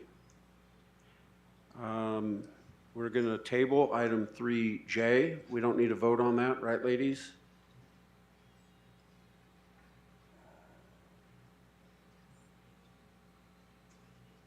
We're going to table item 3J. Do we need a vote? Okay, I'll call for a motion to table item 3J at this time. So moved, Mr. Chair. I'll second it. Motion and a second to table 3J. All those in favor say aye. Aye. Aye. Aye. We've already discussed item 3K. We're on to 3L. Information, discussion, action to approve amendment number 2, contract number 041823A with Sanders Family Transport, and amendment number 2 to contract number 041823B with Lamont Mortuary Globe to extend the term of both contracts for one additional one-year term from July 1st, 2025 to June 30th, 2026 for contract amounts not to exceed $75,000 each for autopsy transport services. That's a mouthful. Thank you, Maren.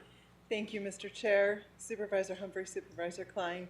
This is the second amendment for each of these contracts to ensure that we have someone in place to transport deceased individuals to Pinell County for autopsy.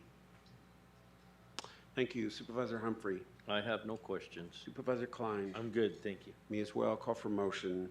Mr. Chair, I move to approve amendment number 2 to contract number 041823A with Sanders Family Transport, and amend number 2 to contract number 041823B with Lamont Mortuary of Globe as presented. Mr. Chair, I'll second that. Motion and a second to approve. Those in favor say aye. Aye. Aye. Item 3M, information, discussion, action to approve economic development agreement number 04252025 with the Tonto Basin Chamber of Commerce in the amount of $5,000 to assist with the operation and advertising campaigns of that organization, which the board has determined to be for the benefit of the public. Maren. Yes. Our friends from Tonto Basin Chamber of Commerce are here to present the presentation. Okay, great. Come on up. Thank you. Thank you. The clicker goes back and forth like that. Okay, so that's what I'm going to do. Yes, this is Krista. Good morning. My name is Krista Lombardo-Plouffe, and I am the new president of our Tonto Basin Chamber. And I thank you for giving us our grants over the years. And so I'm here today to hopefully be able to get this grant again.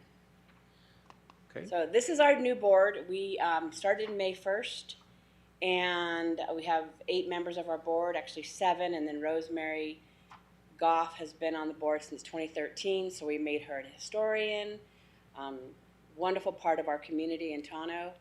And last year we were able to paint the building. It hadn't been painted since 2013, and that those funds came from part of the grant that we received last year.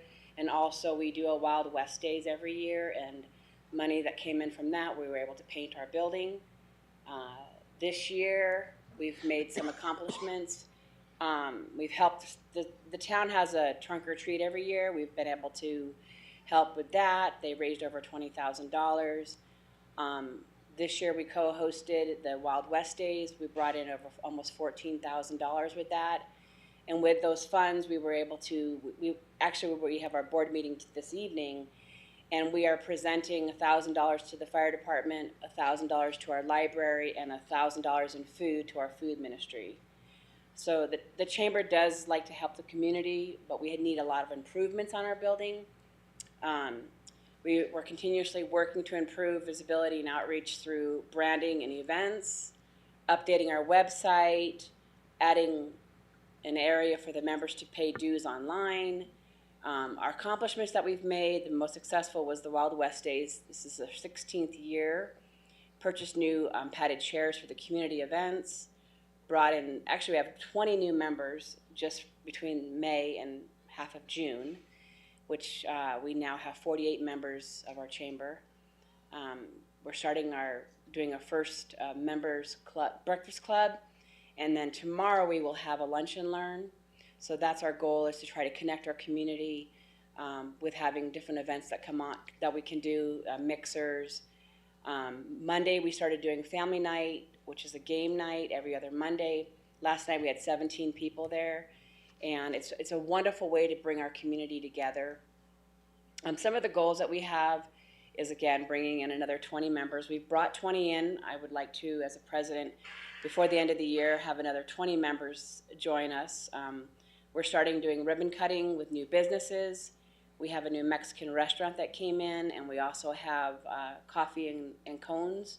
So in October, we're going to have a ribbon cutting for them. We want to hold mixers and barbecues, obviously connect the members with the businesses.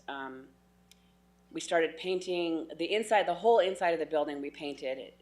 A couple of our board members, myself and another gal, painted the building. It looks beautiful inside. Some repairs that we need to do still are the deck, the flooring, and the roof. So those are items that we're still working on getting done. So the grant would be a huge asset for us.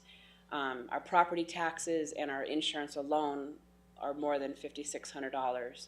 So having this grant would be a huge deal for us, our board and the community. And let's see what else I have here. This was the Wild West Days where we raised the money, and I've already explained to you what we're using with part of it. And the other part that we have is our flooring and the roof that we're having to get replaced. And that is my presentation, and first time here, so I apologize if I was a little nervous. But I appreciate all of you, and that is where we're at with that. So if anybody has any questions, I'm here to, hopefully I can answer them for you. Well, thank you for that, Krista. Good presentation. Supervisor Humphrey. Yeah, I have no questions. Just thank you for all you do for Tonto Basin, and thank you for supporting my meetings in your beautiful building that painting and keeps getting work done. I appreciate the participation so much, and so I just want to thank you. Thank you. Supervisor Klein. Good job for everything you're doing. Yeah, the chambers in our great county do a lot of work, a lot of volunteers, and so appreciate that. We're happy to support. Anyway, I'll call for a motion. Mr. Chairman? Oh, yes. I'm sorry, could I ask a question? Yes. In your observation, you're very well connected with the community, but what is the completion of the Tonto Creek Bridge? What is that added to Tonto Basin? Well, what it's done with Tonto Basin is it's tripled it in size. So with that, we also have brought in new businesses. And as president of the chamber this year, my goal is to connect the community to the businesses. And by having these events that we're having, the lunch and learns, the breakfast club, the mixers, the ribbon cutting, we're bringing people out into the community. The game night was one of our board members, Michael, that decided to do that. And we've only done it 2 times, and it's neat to see there was over like 17 people there last night with their families. And the bridge, obviously, it helps us because now we have a way to get across to events that would happen. I mean, there were many times when I was a member of the Kiwanis that I couldn't go to the board meetings because I live across the creek. So now we can get across safely, and it's been dry since it's been built, but. Thank you. You've said that it has given an opportunity for growth. So definitely. I appreciate that and appreciate your engagement in the community. Thank you. Thank you. And growth means more taxes. Yep. Yeah. Okay, thank you. With that, I'll call for motion. Mr. Chair, I'll make the motion to approve Economic Development Agreement number 04252025 with the Tonal Basin Chamber of Commerce as presented, which the board has determined to be for the benefit of the public. Mr. Chair, I'll second that. Motion and a second to approve. Those in favor say aye. Aye. Aye. Aye. Thank you so Thank you, much. I Krista. appreciate that. Thank you, Maren. Thank Item you. 3N is information, discussion, action to approve an intergovernmental agreement between Gila County and Pinal County. Whereas Pinal County will provide medical examiner services for the period beginning July 1st, 25 through June 30, 26 in the amount of $394,000. Maren. Thank you, Mr. Chair. This is an agreement that we have had with Pinal County for several years now. We first entered into it in 2020 for the 2021 fiscal year. It has saved the county a significant amount of money each year, and we would like to continue using their services. Thank you, Supervisor Humphrey. I have no questions. Supervisor Klein. Yeah, I'm good. Okay, thank you, and I have no questions. I'll ask for motion. Mr. Chair, I move to approve an intergovernmental agreement between Gila County and Pinal County whereby Pinal County will provide medical examiners services as presented. And I'll second that. Motion and a second to approve. Those in favor say aye. Aye. Aye. Thank you, Maren. Thank you. You have the rest of the day off? All right, item 3O, information, discussion, action to adopt resolution number 250603, establishing Kings Drive as a primitive road and accepting it into the Gila County maintained road system as a primitive road. Good morning, Alex. Thank you, Mr. Chairman, Board of Supervisors. As you know, Gila County Public Works receives requests to bring roads into the maintenance system all the time. Kings Drive is one of the road requests that we received. After reviewing it, it crosses over two established plats, but it was never an established road for the county. LEL itself, though, was, and so this additional 500 feet as a primitive road will not increase the amount of time that we need to maintain East Verde Estates, but it will improve the area itself. So the cost benefit is good, so we will bring this before the board for acceptance. Thank you, Alex. Supervisor Humphrey. No questions. Supervisor Klein. I'm good, thanks, Alec. Yeah, this is in my district, and we had constituents that triggered this, and this actually started with Homero, and this is a mess of a road, and so a lot of people live on it, and so this will help quite a bit. All right, thank you. So I'll call for a motion. Mr. Chair, I'll make the motion to adopt resolution number 25-06-03. I'll second that. We have a motion and a second to approve. Those in favor say aye. Aye. Aye. Thank you, Alex. We have, all right, I'll call for a motion to recess as the Gila County Board of Supervisors and convene as the Gila County Flood Control District Board of Directors. So moved. I'll second it. All those in favor say aye. Aye. Aye. Aye.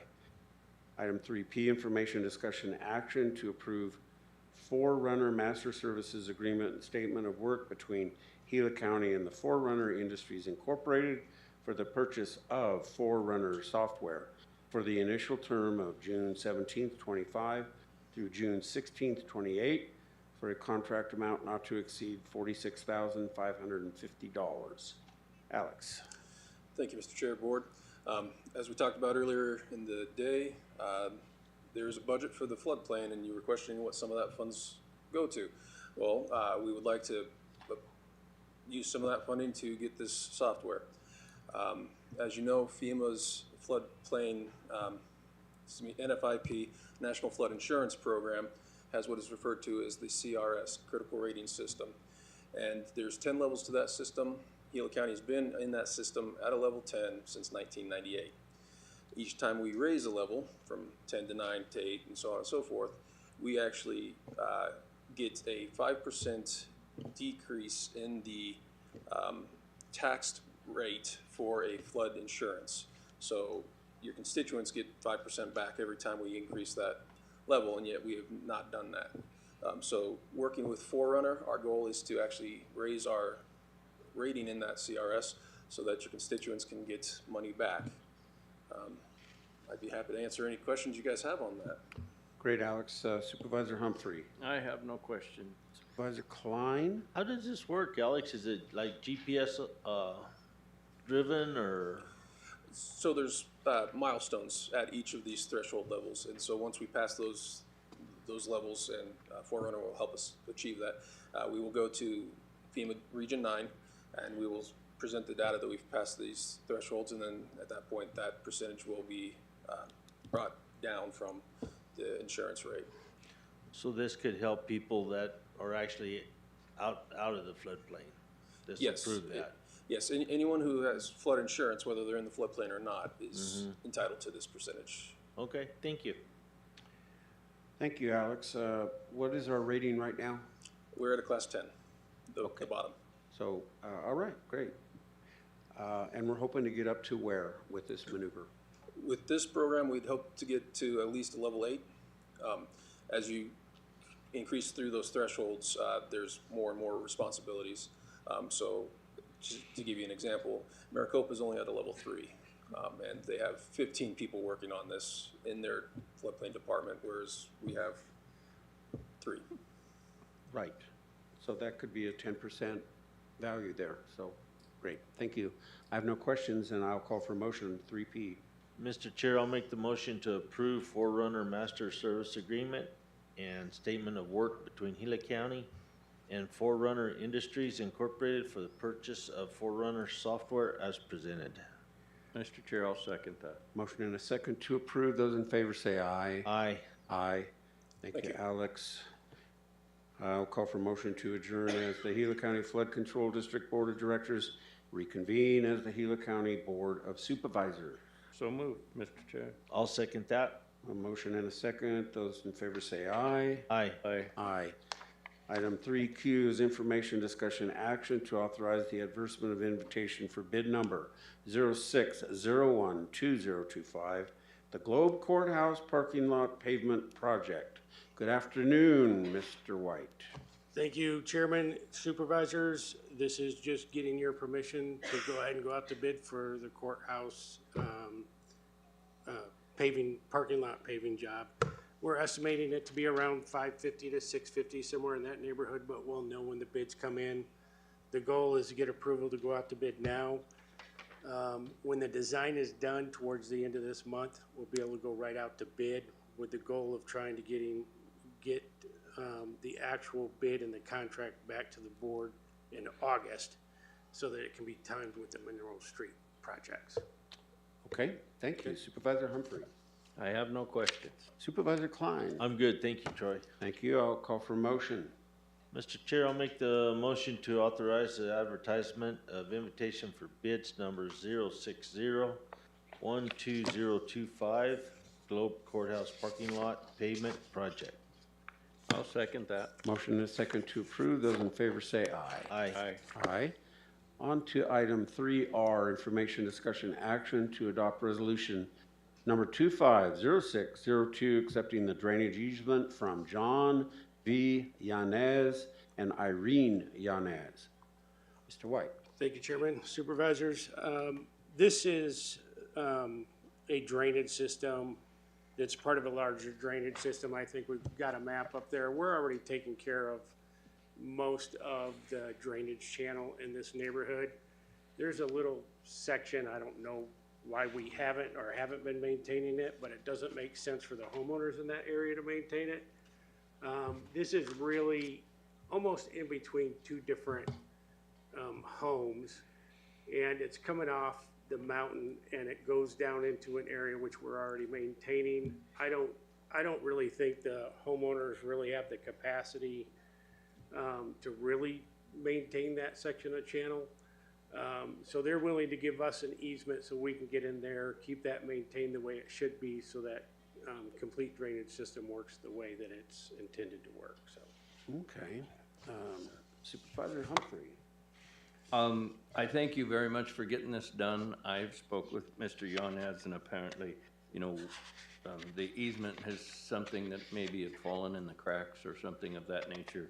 So I appreciate you working with Mr. Yanes to get this easement so that we can, because in that area, drainage is really important.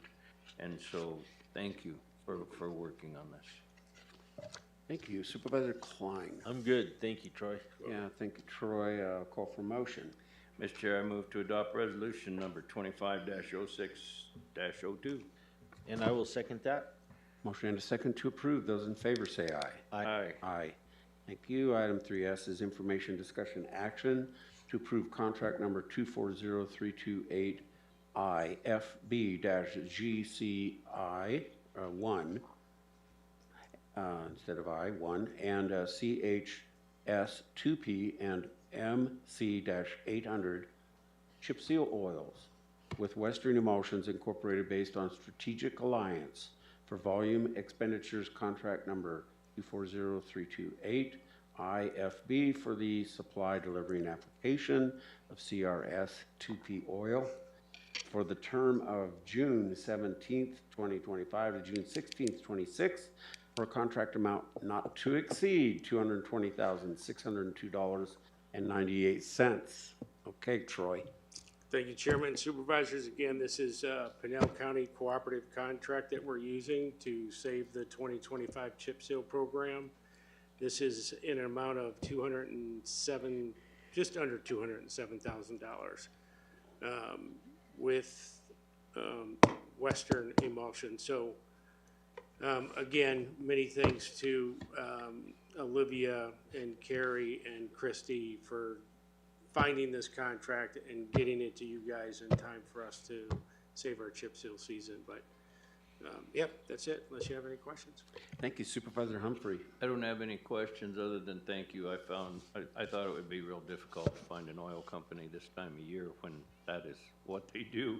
Sure. And this is their busy season, but yes, how sweet that is to be able to go ahead with our projects as we had planned. So yep. Thank you very much. Welcome. Supervisor Klein. Yeah, thank you all for doing that. That was a good lick. Yep. Yeah, and thank those that were instrumental in getting this done. Absolutely. Mm-hmm. Thank you. With that, I'll call for motion. Mr. Chair, I'll make the motion to approve contract number 240328 IFB GC1 CHS2P and MC-800 chip seal oils with Western Emulsions Incorporated based on strategic alliance for volume expenditures contract number 240328 IFB for the supply, delivery, and application of CRS-2P oil as presented. I'll second that. Okay, motion and a second to approve. Those in favor, say aye. Aye. Aye. Aye. And unanimous, and we'll go to 3T, last one, Troy.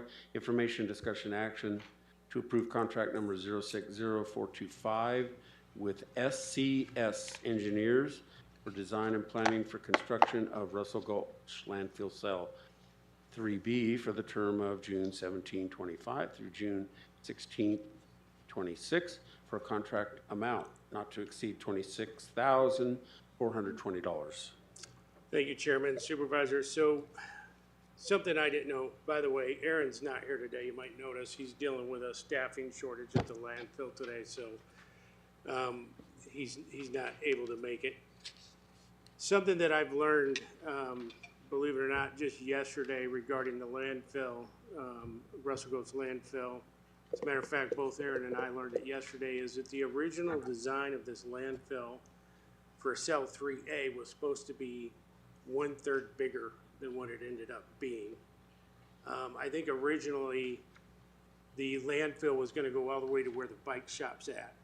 And I guess a decision was made during the design phase of the project not to remove the bike shop, so they scaled the project back.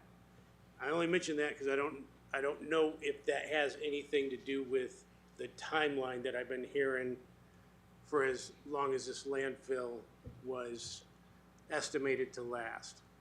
But that said, there's still other reasons why we find ourselves here a lot quicker than we thought we were gonna find ourselves here.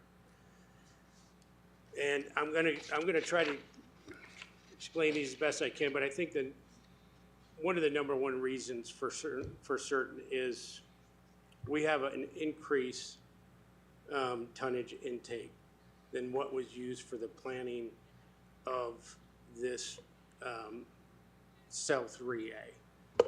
They were estimating around 20 tons as far as the design tonnage, 20 tons a year for the design tonnage.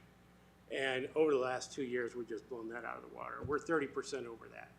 So we're 30% over the intaking of tonnage from what they based the design of the cell on when they gave the estimates to how long it would last.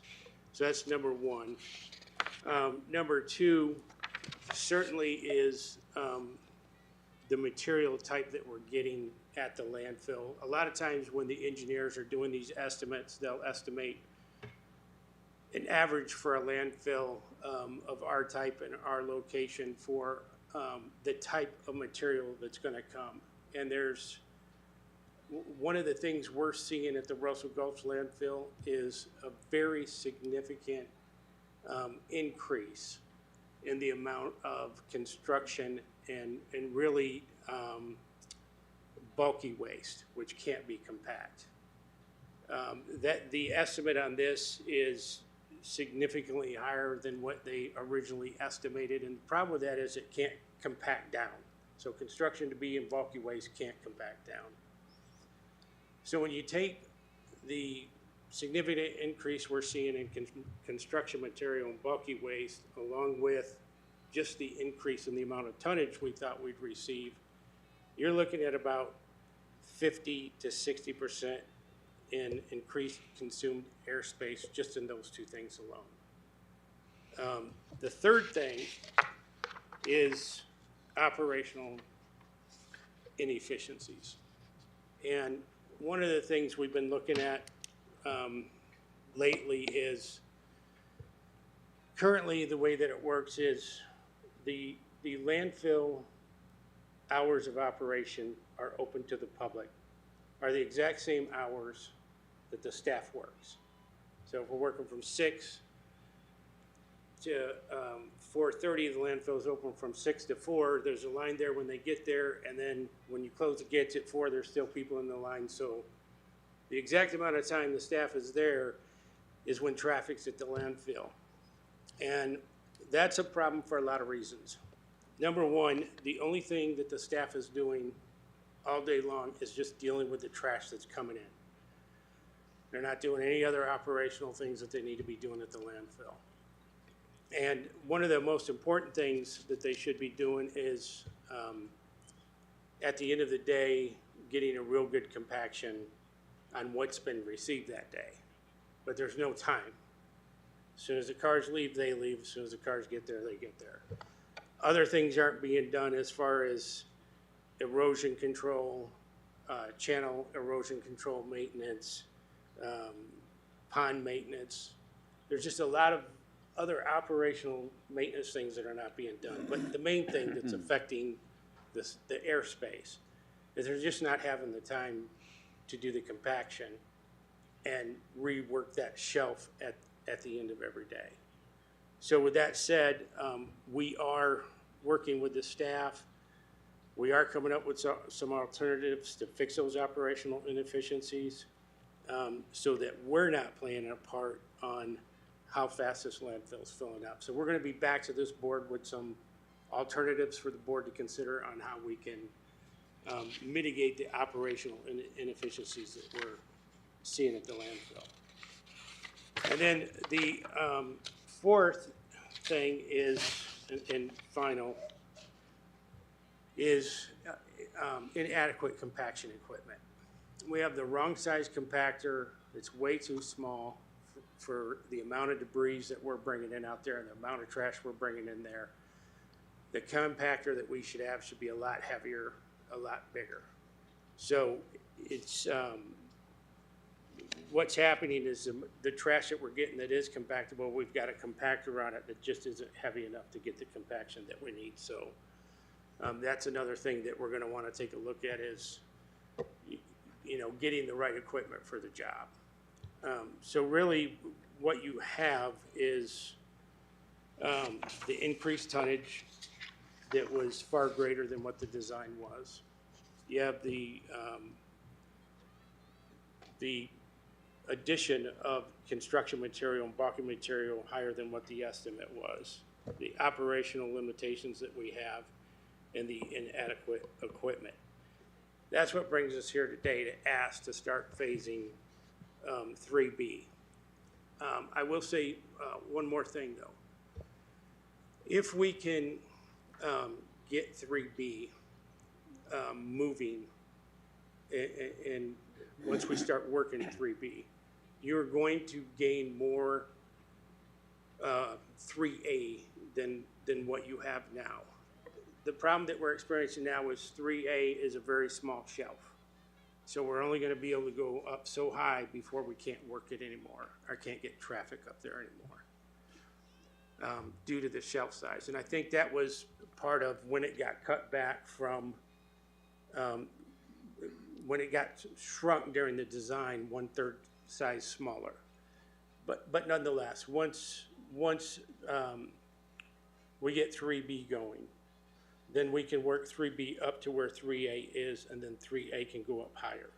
So even though we need 3B sooner than we thought we were gonna need it, we still will get extended life out of 3A. It's just because of its size, and we can't work it, and we can't go up too high before we gotta stop sending people up there to dump trash. We will regain that back once 3B catches up to it, and we have a larger shelf. So what this contract does is this contract gets our consultant, SCS, on board to do the design and do the submittals to ADEQ, so that to move forward, we can actually put it out to bid, get 3B done, and then get that, get more of that life back out of 3A and continue on with the landfill. Right now, as it stands, we probably got 12 months. Maybe if we stretch it, we can get 18 months left on what we can do with 3A. But like I said, once we get 3B going and caught up, we get more of 3A time back. We just can't get there without 3B, if that makes sense. Is So that with it? that, I'd be happy to answer Okay. any questions. All right, well, let's see if you'll be happy. Supervisor Humphrey. Yeah, a ton of questions. Thank you. I guess I feel misled of where we were going with our landfill expansion. And first question, does 3B get rid of the bike shop that's sitting in the middle of the landfill? 3B does get rid of the bike shop. Okay, that's a great thing.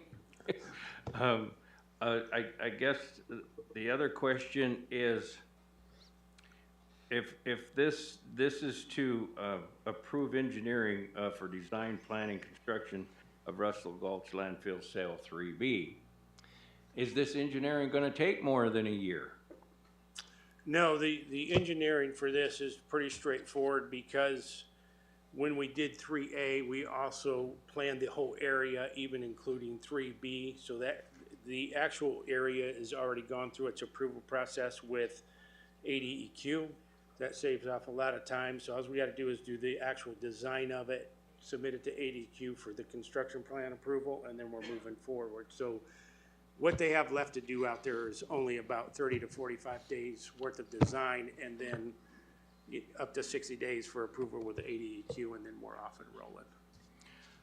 Okay, yes, I would like to see us off and rolling. I have had a lot of complaints with that landfill on lines and you know, just we need to have a bigger dump area. We need to enlarge that. We need to go forward, because it's like I say, that's probably been one of my biggest complaints from constituents, is long lines, time, and things of that nature. And I appreciate you working with that and helping us get the road done and helping us with road crews up there to help make up for the activities that the landfill crew does not have time to do. So yeah, we need it. That's kind of been an issue for a lot of years on that landfill. So we need to get that rolling and in good shape and help with time and everything. So yeah, I thank you for bringing this before us. Thank you for the news of the importance of us needing to go forward with this. So thank you, Troy. I appreciate it. You're welcome. And I just want to mention one thing, and I failed to mention it when I was talking about operational inefficiencies. That is not a dig on the staff out there, because that's some of the hardest working staff that I've seen. The amount of time that they put in out there and the amount of work that they do out there is incredible. That's at both landfills, to be honest with you. They put a lot of heart and soul into that, and they are not doing anything wrong. As a matter of fact, considering that they've had no time outside of operational hours, it's amazing the landfill is in the condition that it's in my opinion. So the staff out there is doing a phenomenal job. They just need our help in giving them the time without traffic coming through to actually maintain it properly, and they want to. Right. And manpower shortage and things of that nature. Yep. They've been working lots and lots of hours. They have. So my hat's off to them very much. Thank you. Appreciate that. Supervisor Klein. So Supervisor Humphrey hit on it. You know, the 12 to 18 months seems like a real short time frame for this outfit. Usually it takes a lot longer than that to get through some of these processes. So if you think that can happen that quick, great. That's going to be a huge help, because basically if it doesn't, I don't know what you're going to do. So, you know, I think we're all had our mindset on a certain time frame for 3A, but if we need to address it and jump in there and get it done, we need to get it done. And obviously there's some other issues, like you said, timing issues during the day, compactor issues, equipment issues, whatever it is. So my question would be to you, Troy, is are you gonna roll this out like as a work session or something we can all sit around and talk about it? Because when we start talking compactors and additional hours or however that's gonna work, it's gonna run into some money. And so we need to get everything on the table, so. Yeah, we're gonna do this at a work session. It might be at a regular board meeting in July, because I want to get this moving as fast as we can, but it'll be a work study item maybe during the first board meeting in July. More than likely the second one by the time we work everything out and get it to you. But yeah, we plan on doing that with this council in a work study. Yeah, that's the sooner we do it, the better off we'll all be, for sure. And that's the only time we can talk. So thanks for doing that, and thanks for bringing this to us. I mean, these are the things that will catch you off guard and bite pretty hard when it comes to dollars. So thanks for getting this out there. Yeah, thanks, Troy. So, yeah, I had the understanding that this really recent improvement, 3A, would last much longer. And you inherited this. I think Aaron inherited this. I really like Aaron. I think he's doing great. Well, thank you, Woody. You're welcome. Yeah. I make a mean cup of coffee. So they inherited this. I don't know who decided to. No, I'm kidding. I don't know who decided to downsize this project. I would be interested to know. I know you probably don't, but this is an inherited issue. Why it was downsized, I don't know, because now we got to start all over again with another improvement, and that's going to be pretty expensive. We could be into some money. And is the enterprise going to pay for this? The enterprise will pay for it, okay. And are you suggesting that we change the hours of the landfill in order to get this? We have to consider 20 years out, the compaction and everything, and if we need another 30 minutes or an hour to do that, you know, are you suggesting that might be something we talk about? I definitely think that's one of the alternatives they'll bring forward for the Okay. board to consider, for sure. Right. Yeah. Okay. Yeah, I remember asking Melanie, why are we in the landfill business? Because this is an expensive proposition. And her answer was what I believe is good, and that is because the county can do it less expensively than private, but we've got to be able to pay for it. If we're going to run it like a business, it's got to be run like a business. Right. Yeah. So, okay, so you're asking for going out for design. On item 3T, I'll call for a motion. Mr. Chair, I move to approve contract number 060425 with SCS Engineers for design and planning for construction of Russell Gulch Landfill Cell 3B as presented ASAP. And Mr. Chair, I'll second that. We have a motion and a second to approve. Those in favor say aye. Aye. Aye. Very good. Unanimous. 3U, information discussion action to approve amendment number 3 to contract number 17T Kimberly 510 Engineering Services, Professional Services for Environmental Assessment of Vacant Land, Arizona State Land Department due diligence to increase the contract amount by $6,482 to a new contract total of $94,844 and to extend the term of the contract to September 30th, 2025. Good afternoon, Joseph. Good afternoon, Chairman, Board of Supervisors. This will be to complete critical scope of work required by the Arizona State Land Department, ASLD, as part of a due diligence for 280-acre parcel near Gila County Fairgrounds. The amendment adds $6,482 to the existing contract, increasing the total to a not-to-exceed amount from the $88,362 to $94,844, and extends the contract end date to September 30th, 2025. The scope of work includes verifying property boundaries and completing a formal land survey, along with preparing detailed meets and bounds legal descriptions of the two parcels within the 280-acre site.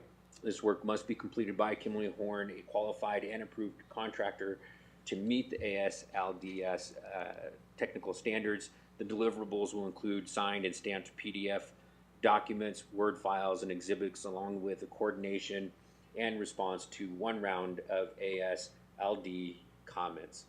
With that, I'd be happy to take any questions. Thank you, Joseph. Supervisor Humphrey. No questions other than thank you for working on this. It seems to be kind of an ongoing deal, but we get to a point and then there's other things required that we have to go forward with. So thank you very much for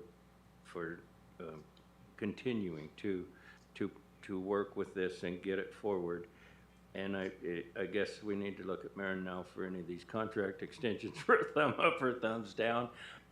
But no, I thank you for continuing to stay with this to see where we're at and where we're able to go in the future.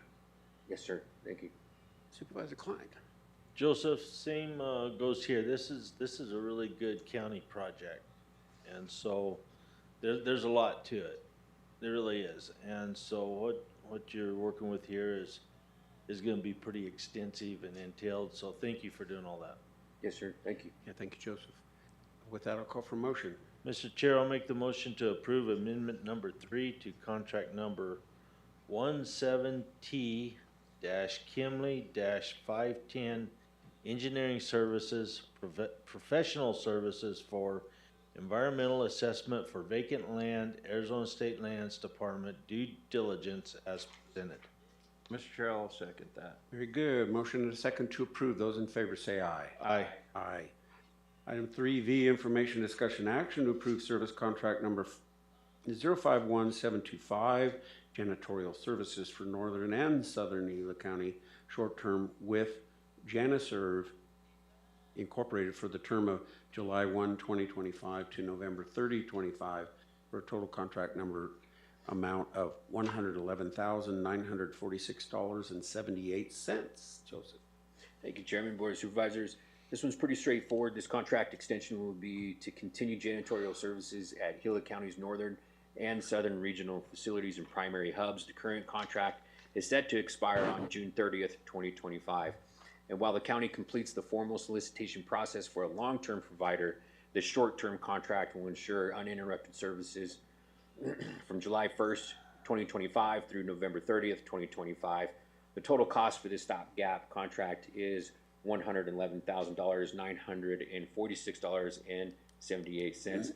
Please note that this contract does not include the Pleasant Valley Veterans Retreat, which is managed under a separate agreement. We anticipate bringing that contract forward for renewal this fall. Approval again of this short-term agreement ensures that we can continue service coverage during the transition period without any disruptions.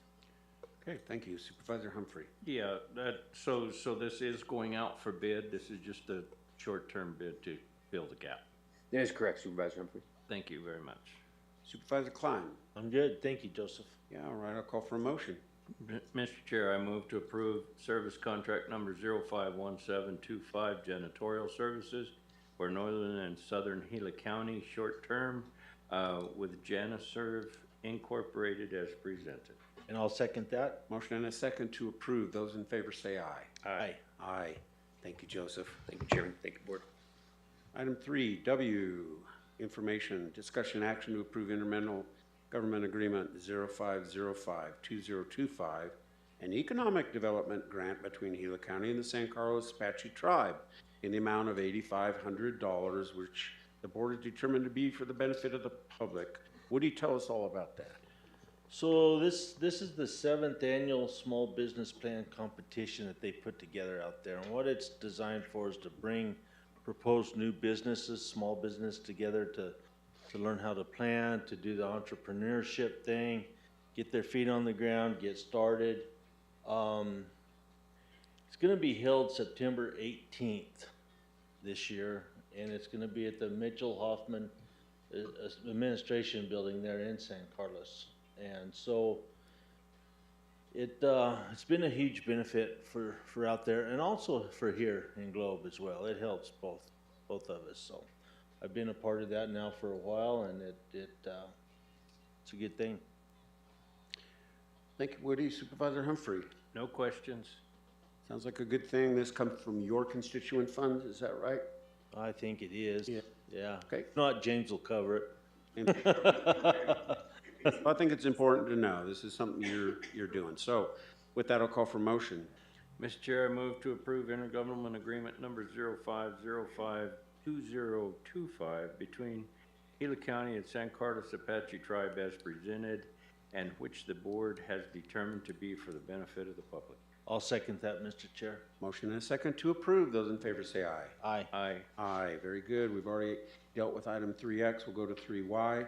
Information, discussion, action to appoint Mr. Jesse Leatham to the Gila County Personnel Commission effective June 17th, 2025 through December 31st, 2028. Woody's. And so this is one of our boards I have appointed people on, and I had a vacancy, and Jesse was interested in doing it, and I think he'd make a good one on it. Jesse's pretty involved in the community of Globe and everything. Okay, Supervisor Humphrey? No questions. I've never heard of the Gila County Personnel Commission. What is that? You learned something new. Yes. Yeah. Is it a personal thing? No. Okay. No, you're involved, you just didn't know it. So. What do they do? The Personnel Commission, they address issues, personnel issues and stuff like that come through a board, like for claims and things like that. And I think James may want to add something to it. I don't know. James. Mr. Chairman, sorry, client don't necessarily need to. It's if there are issues related to personnel. Sometime a person might be terminated for cause, and they might question that. So they'll go before the Personnel Commission to determine if it was, in fact, to validate decisions that have been made. So those are some things that happen on the Personnel Commission. Very good. It's similar to what I serve on with the deputies and all. What is that called? But anyway, Yes. it's where, it's where we review qualifications and eligibility for. Yeah. Okay. Yeah, I've been on this. I've been a part of these before, and it is a good board. You know, it really is. If you want, I'll trade you sometime. You can get more involved. With that, I'll call for a motion. For you to trade or? Item 3Y.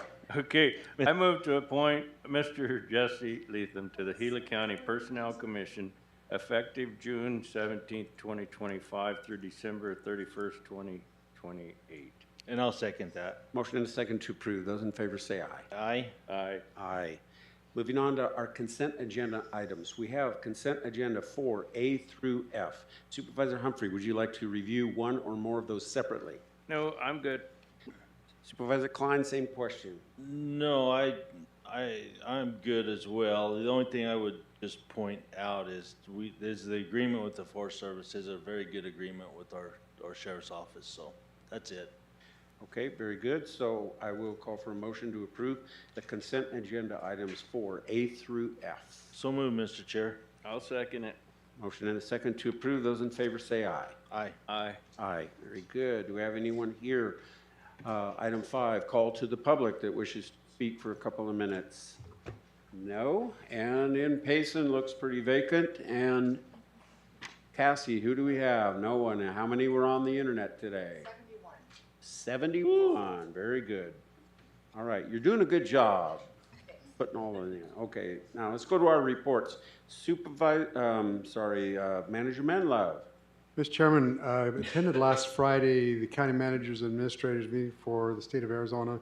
One of the biggest topics that we spent a long time with was retirement systems and benefits, particularly for law enforcement and the correction officers' retirement plan. There's a lot of, has been for several years and will continue to be in the state legislature, proposals that could end up being very costly to the county. So we're looking to get involvement and make sure that we're engaged in the retirement systems for our public safety personnel that we have employees for the county. Just want to point out that thank you to Finance Department for all they do on the budget.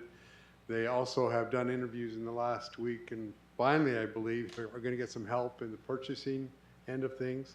I know that there's a lot of discussion that we have with the board of reaching out to local vendors and those types of things. Finally, she's been a trooper of just getting things in line and working so hard. She's going to get some help, I believe, maybe one, and maybe after in July, maybe a second one to help with procurement, where we can ensure that we are reaching out to local vendors to the greatest extent we possibly can. Thank you, Mr. Chairman. Thank you. Supervisor Humphrey. Yeah, held a Tono Basin community meeting on the evening of the 3rd. Spoke at a Rotary luncheon on the 4th. Met with Michael O'Driscoll, and Mr. Minlove was a little late, but he got there. With the team meeting, I very much appreciate the department heads coming together for a team meeting so we can all kind of get on the same page with projects that we're working on. I was on KQSS radio last night, and I held a community meeting in Roosevelt yesterday at 1. And I'd like to thank all the people that were tuned in to show their interest in what we're doing. I think 71 people. When you look out at the people here, you know, we're pretty thin sometimes on public and a lot of staff. So it's great to see that we have that many interested people in what's going on in the county. So thank you very much for tuning in. Thank you, Supervisor. Supervisor Klein. Okay. Last Wednesday, I met with the mayors of Hayden and Winkleman, kind of to get caught up on some things, but also to discuss the future of the Hayden Senior Center and some county-owned properties that's down there. The Senior Center is having some issues, and it's financial. We've all helped with the senior centers and trying to keep them afloat. But they've had some cuts from the state. Pinal County really hasn't stepped up to the plate to contribute a whole lot to help them.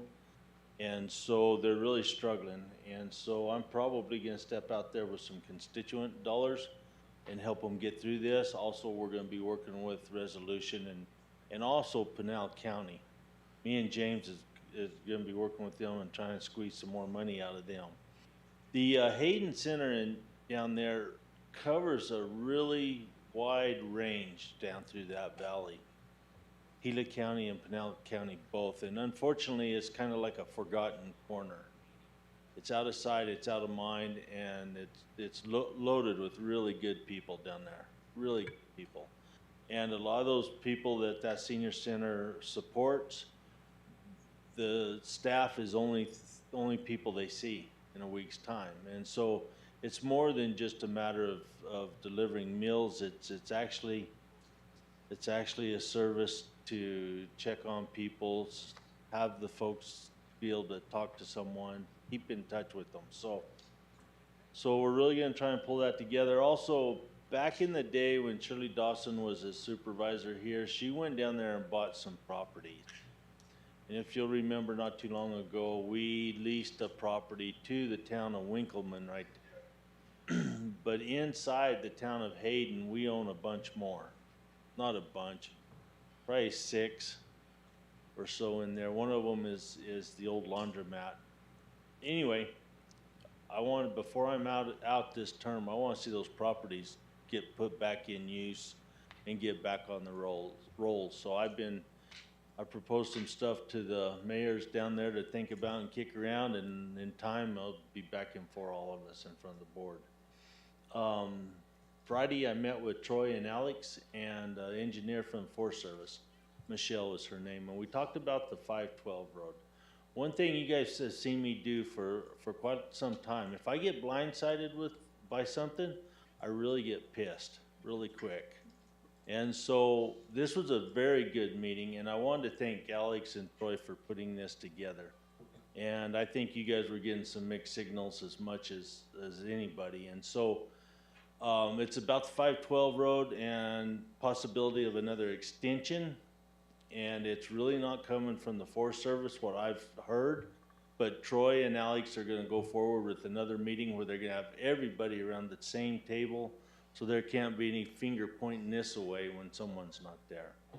And I think it'll really have a lot of merit to that. And I'm hoping that they can work through it and pull things together, and we can get something done in a timely manner. But in all honesty, the Forest Service is way short-staffed, horribly short-staffed. And yet, when they're getting the information back for review, they're able to kick that back to them in about 30 days, which I found was amazing, as many people as they're missing in their department. So Troy and Alex, thank you. Troy's gone, but thank you for doing that. I really appreciate that. Tomorrow, I'm gonna be in Mesa, and I'm sitting on a panel for the Office of Economic Opportunity, OEO. And they're sponsoring this meeting. It's a workforce summit to discuss employment and training efforts in Arizona. And I'm on a panel. There's 3 of us, it looks like, maybe more. They don't really say, but the 3 of us that are there for sure is the Phoenix Mayor, Kate Gallego, and Casa Grande Mayor, Lisa Fitzgibbons, and myself, and maybe someone else, I don't know. But that's going to be tomorrow morning from about 8 to 9:30. And I really look forward to this little panel discussion. You know, there's a big contrast between us and the big cities, like Phoenix or Tucson when it comes to work. The rural counties, it's tough. And so I'm looking real forward to seeing what we're gonna have to visit about and discuss and go from there. Thursday I'll be at the Star Valley Public Works Appreciation Day. That'll be a good time. And then Friday, ADOT is having a meeting in Payson on the Lion Springs project. Basically what they're wanting to do is cut that funding back for what, 2 or 3 years? 2 years. Yeah, and fund another project that they say they need the money on. I don't want them to do that. we've been a long time waiting for Lion Springs. We've already gone through a lot of the processes. You guys, we've all been a part of it. And so I want them to keep that money where it is and get this one done. There's a big need for that expansion there, and I want to see them get it done. I don't know if we'll see it or not, but anyway, I'm gonna be there Friday, and I think Alex is gonna be there, and Troy's gonna be there. We'll see what they have to say. So, other than that, that's it, Mr. Chair. Thank you. I will be there as well. And it is important. I actually spoke with the chairwoman yesterday. Her name is Jen Daniels. And she's not sure the way it'll go. So she doesn't know what the vote will be, in other words. So the meeting is actually concerning all of their 25 budget, their 5-year plan, and all of those things. And so they have a lot of big decisions to make. They got dozens and dozens of projects. And so this is the meeting where they're going to decide where the money's going to go. And yes, I do believe Lion Springs is in danger of being delayed.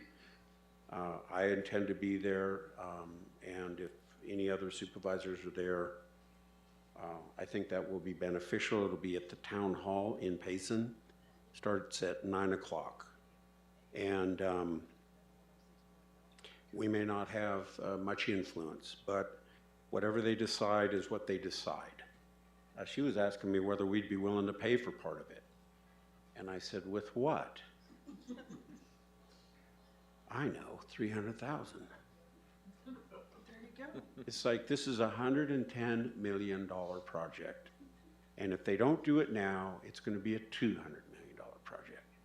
And we've had how many deaths on it in the last 2 weeks? Multiple deaths just in that 5-mile area. Head-on crashes, all kinds of stuff. So it's important to us, but obviously there's other places in the state that want their roads done too. I actually was able to speak to this on June 5th at their meeting, and it's one of the reasons why Jen and I were able to get a conversation together. Yesterday I was on KMOG. That went good as usual. Game and Fish Commission comes up once a year to Payson. On the 13th they were there, great group of people. We're going to be making reservations with Sherry here to get them into the TCM for next June and lock that up. Already talked to the judge and all, so I think if we just get it on the calendar permanent, then we're good. And they'll be able to move it away from the small venue that they're in. Then the Strawberry Patchers had a quilt show on June 6th. Always amazing, the talent that's in that area. And we had Flag Day celebrations on the 14th. And that was great as well. So that's all I have to report. I thank everyone for the meeting, a little longer than normal, but we stand adjourned. Thank you.